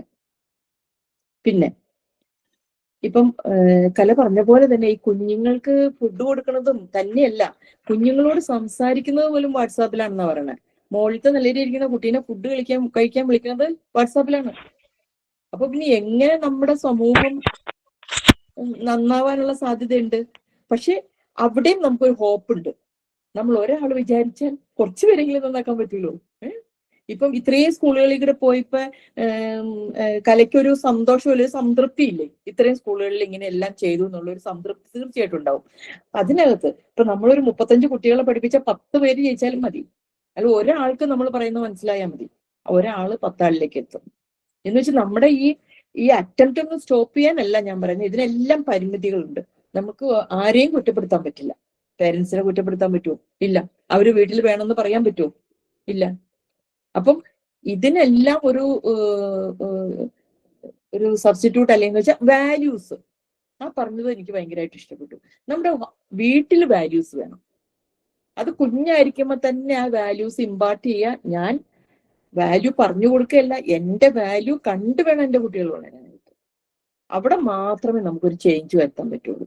അങ്ങനെ വാല്യൂസ് ആയിട്ട് വളരുന്ന കുട്ടികൾ എവിടെയെങ്കിലും ഒക്കെ ചെന്ന് രക്ഷപ്പെടും, അല്ലെങ്കിൽ എവിടെയെങ്കിലും ഒക്കെ നല്ലത് ചെയ്യും, നല്ലൊരു സിറ്റിസൺ ആവും. ആ വാല്യൂസ് എന്ന് നഷ്ടപ്പെട്ടോ, ഹ്യൂമൻ വാല്യൂസ് വീടുകളിൽ നിന്ന് എന്ന് നഷ്ടപ്പെട്ടോ, അന്നാണ് കുട്ടികളൊക്കെ ഇങ്ങനെ അയക്കുന്നത്. പിന്നെ നമ്മുടെ കൊറോണ കാലത്ത് ഈ മൊബൈൽ ഇങ്ങനെ യൂസ് ചെയ്തിട്ട് ഇപ്പൊ മൊബൈൽ ഒരു 1ാം ക്ലാസ് മുതൽ മൊബൈൽ കൊടുത്തിട്ട് നമ്മൾ 10ൽ വരുമ്പോൾ മൊബൈൽ പിടിച്ചു വെക്കാനൊന്നും സാധിക്കില്ല. അത് സ്ലോലി നമ്മൾ കൊണ്ടുവരേണ്ട ഒരു കാര്യമാണ്. അപ്പം ഈ ഡോപ്പമിൻ കിട്ടുന്ന കാര്യം നമ്മൾ പറഞ്ഞു. ഈ ഡോപ്പമിൻ നേഷൻ എന്ന് പറയുന്ന ബുക്ക് ഇത് എത്ര പേര് വായിച്ചിട്ടുണ്ടാവും? എഡ്യൂക്കേറ്റഡ് ആയിട്ടുള്ള എത്ര പേര് ഇത് വായിച്ചിട്ടുണ്ടാവും? അതിനെപ്പറ്റി നമ്മൾ ആലോചിക്കേണ്ടതാണ്. അപ്പൊ ഇങ്ങനെയുള്ള ബുക്ക് ക്ലബുകളുടെ ഉദ്ദേശം എന്ന് പറഞ്ഞാല് ഇതുപോലെയുള്ള ന്യൂ ഐഡിയാസ്, അങ്ങനെയുള്ള ബുക്കുകൾ നമ്മൾ വായിക്കുക എന്നുള്ളതാണ്. അപ്പൊ ഇതിനകത്ത് പങ്കെടുത്ത എല്ലാവരും നന്നായി അത് പ്രസന്റ് ചെയ്തു. നമ്മുടെ സൗപർണികയുടെ മാത്രമാണ് നമുക്ക് കേൾക്കാൻ കഴിയാതിരുന്നത്. അപ്പം ഇനി ഒന്ന് കൺക്ലൂഡ് ചെയ്യാനായിട്ട് അവർക്ക് ഉഷ. Thank you ma'am. ഈ ബുക്ക് നിർത്തിയോർത്തുനിന്നാണ് നമ്മൾ അടുത്ത ബുക്ക് ആരംഭിക്കാൻ പോകുന്നത്. അതാണ് ഇതിൽ ഏറ്റവും ബ്യൂട്ടിഫുൾ ആയിട്ട് വന്ന് എൻഡ് ചെയ്തിട്ടുള്ളത്. ഇത് നമ്മൾ കോൺഷ്യസ്ലി ചെയ്യേണ്ടതല്ല. ഇപ്പൊ നമ്മുടെ ഒരു ഇന്റൻഷൻ എന്ന് പറയുന്നത്, പാലിസ് മാഡം പറഞ്ഞു, whatever awareness we are getting from each book, അത് നമ്മളിൽ മാത്രം ഒതുങ്ങി നിൽക്കാതെ നമ്മളിലൂടെ എത്ര പേരിലേക്ക് നമുക്ക് എത്തിക്കാൻ സാധിക്കുന്നു അത്രയും പേരിലേക്ക്. കാരണം ഇപ്പൊ തന്നെ ആ ഒരു പ്രോ സോഷ്യൽ ഷെയിമും ഡിസ്ട്രക്റ്റീവ് ഷെയിമിനെ കുറിച്ചും നമുക്കൊരു ഐഡിയ കിട്ടി. അതിന്റെ റൂട്ട് നമ്മൾ എവിടുന്ന് ആരംഭിക്കണം എന്ന് കിട്ടി. അപ്പോ ഈ പോർഷനിൽ വന്ന് കൺക്ലൂഡ് ചെയ്യുമ്പോൾ ആദ്യം ജിഷ പറഞ്ഞതിനുള്ള ഒരു പോയിന്റ് എന്ന് വെച്ച് കഴിഞ്ഞാൽ നമ്മൾ ആ റെപ്റ്റീലിയൻ ബ്രെയിനിൽ കിടക്കാതെ വി നീഡ് ടു ഇവോൾവ്. അത് നമ്മുടെ മാത്രം റെസ്പോൺസിബിലിറ്റിയാണ്. അത് നമ്മൾ ഹങ്കർ ആൻഡ് സാറ്റിസ്ഫാക്ഷനിൽ പറഞ്ഞതുപോലെ നീതിക്ക് വേണ്ടി വിശന്ന് ദാഹിക്കുന്നവർ ഭാഗ്യവാന്മാർ, അവർക്ക് തൃപ്തി ലഭിക്കും. അപ്പൊ നിങ്ങളൊന്ന് നോക്കൂ, ഇവിടെ നമ്മൾ പലവിധ മതങ്ങളെ കുറിച്ച് നമ്മൾ പറഞ്ഞു. Religion is nothing but stepping stone to spirituality. ആ റാഡിക്കൽ ഹോണസ്റ്റിയിലേക്ക് ആ ജംഷിദ മാഡം പറഞ്ഞ കറക്റ്റാണ്. വെസ്റ്റേൺ കൾച്ചറിൽ നിന്ന് ഇന്ത്യയിൽ എന്ന ഒരു മഹാരാജ്യത്ത് നമ്മൾ ജനിച്ചിരുന്ന ഏറ്റവും വലിയ പുണ്യാണ് അവർ കൾച്ചറൽ ബാക്ക്ഗ്രൗണ്ട് എന്ന് പറയുന്നത്. ആ റിലീജിയസ് ഏത് മതം ആയിക്കോട്ടെ, അത് നമ്മളെ വീട്ടിൽ നിന്ന് പഠിപ്പിക്കണത് ഈ റാഡിക്കൽ ഹോണസ്റ്റിയാണ്. അപ്പോ നമ്മൾ വിശ്വസിക്കുന്ന ദൈവത്തില് നന്ദി പറഞ്ഞുകൊണ്ട് നമ്മൾക്ക് ഈ ഒരു സ്ഥാനത്ത്, കാരണം ആ ഒരു ദൈവഭയം, ഗോഡ് ഫിയറിംഗ് നമ്മൾ പറയും, അത് നമ്മുടെ ഓരോ ബിഹേവിയറിനും, അത് ഇപ്പോ എന്റെ അമ്മയൊക്കെ കോഴിക്കോട് എന്നെ കോളേജിൽ കൊണ്ട് ചേർത്ത് ഈ കലാ മാഡം പറഞ്ഞ പോലെയാ, എന്തും ചെയ്തോ, പക്ഷെ അമ്മയോട് വീട്ടിൽ വന്ന് പറയാൻ പറ്റാത്തൊരു തെറ്റ് നീ ചെയ്യാൻ പോകരുത് എന്ന ഒരു വാക്യം നമ്മൾ പറഞ്ഞു. അപ്പൊ നമ്മൾ അതാണ് ചിന്തിക്കുന്നത്. അതിന്റെയൊക്കെ അർത്ഥതലങ്ങൾ എന്താണെന്ന് നമ്മൾ അറിയുന്നില്ല. That is a freedom. അതായത് ആലിസ് മാഡം പറയണ പോലെ ഏതൊരു പാരന്റിങ്ങിലും കണക്ഷൻ ബിഫോർ കറക്ഷൻ ആണ്. കണക്ഷൻ ഉണ്ടെങ്കിൽ മാത്രമേ നമുക്ക് അവിടെ കറക്ഷൻ സാധ്യമാവുള്ളൂ. Now coming to our 57th book. നിങ്ങൾ ഓരോരുത്തരും വളരെ ഭംഗിയായിട്ട് തന്നെ ഈ ഡോപ്പാമിൻ നേഷൻ എന്ന് പറയുന്നത് പ്രചോദന ബുക്ക് ക്ലബിന്റെ ഒരു എന്താ പറയണ ഒരു സ്വർണ്ണ ലിപികളിൽ എച്ച് ചെയ്യേണ്ട ഒരു ബുക്ക് തന്നെയാണ് ഈ ഡോപ്പാമിൻ നേഷൻ. എപ്പോഴൊക്കെ നമുക്ക് ഈ അഡിക്ഷനെ കുറിച്ച് സംസാരിക്കണം. ആസ് എ ഡെന്റിസ്റ്റ്, സമയം ലേറ്റ് ആയി പോയി, എന്നാൽ ഇവിടെ പറയാണ്, ഞങ്ങളുടെ തൊട്ടടുത്തൊരു ലഹരി മോചന കേന്ദ്രമുണ്ട്. അവിടുന്ന് പേഷ്യൻസിനെ കൊണ്ടുവരുമ്പോൾ ആക്ച്വലി ഈ മൊബൈൽ അഡിക്ഷൻ ആയിക്കോട്ടെ, പേഴ്സണോടുള്ള അഡിക്ഷൻ ആയിക്കോട്ടെ, മെറ്റീരിയൽസിനോടുള്ള അഡിക്ഷൻ ആയിക്കോട്ടെ, ഷോപ്പിംഗ് ആയിക്കോട്ടെ, അങ്ങനെയൊക്കെയുള്ള അഡിക്ഷനിലേക്ക് വീണു പോകുന്നവരുണ്ടല്ലോ, ഉള്ളിന്റെ ഉള്ളിൽ ഇച്ചിരി മനസ്സിന് ധൈര്യക്കുറവുള്ളവർ അവര് പോയി വിടണേ. കാരണം ഇവര് വന്ന് ചേറി കിടക്കുമ്പോ അവരുടെ ഒരു പേടി കാണണം. അപ്പൊ എന്റെ ഹസ്ബൻഡ്, ഇവർക്ക് എന്താ ഇത്രയും പേടി? അപ്പൊ എന്നോട് പറയാ, ഇവര് മനസ്സിന് ധൈര്യം ഉണ്ടെങ്കിൽ ഇവര് ആൽക്കഹോൾ അഡിക്ഷന് പോവുമെന്ന്. അത് വലിയൊരു പോയിന്റാണ്. അപ്പോ നമ്മള് അങ്ങനെയുള്ള, കാരണം എന്താ വെച്ച് കഴിഞ്ഞാൽ ജിഷ പറഞ്ഞതുപോലെ നമുക്ക് ഡോപ്പാമിൻ ഈ ബുക്കിൽ നിന്നാണോ കിട്ടണേ? ഇപ്പൊ ആലിസ് മാഡം ഈ പ്രായത്തില് റിട്ടയർമെന്റും കഴിഞ്ഞ് ലൈഫ് ട്രാവൽ ചെയ്യാൻ, എൻജോയ് ചെയ്യാൻ ഇഷ്ടമുള്ള ഒരാള് കുത്തിയിരുന്ന് പേപ്പർ കണക്കിന് എഴുതി എന്തിനു വേണ്ടിയിട്ട് ഇത് പ്രിപ്പയർ ചെയ്യണം? നമ്മുടെ ചോയ്സ് ആണ് നമ്മുടെ ഡോപ്പാമിൻ എന്ന് പറയുന്നത്. ആ വെഹിക്കിള് കൃത്യമായിട്ട് ഈ ചീപ്പ് ഡോപ്പാമിനിലേക്ക് വീട് പോവാതെ നല്ല ഡോപ്പാമിൻ അധ്വാനിച്ചുണ്ടാക്കാൻ നമുക്ക് ഓരോരുത്തർക്കും സാധിക്കട്ടെ. എന്നിട്ട് 2026 നമ്മൾ കടക്കുമ്പോ ബെറ്റർ ഡിസിഷൻസ് ഫ്യൂയർ റിഗ്രറ്റ്സ് എന്ന് പറയുന്ന 5 ക്വസ്റ്റ്യൻ നമുക്ക് നമ്മളോട് ചോദിക്കാൻ 57ാമത്തെ ബുക്കിന് വേണ്ടി നിങ്ങൾ എല്ലാവരും കാതോർത്തിരിക്കണം എന്ന് പറഞ്ഞുകൊണ്ട് signing off 56th book, dopamine nation. Good night. Good night. അപ്പൊ താങ്ക് യു. Good night.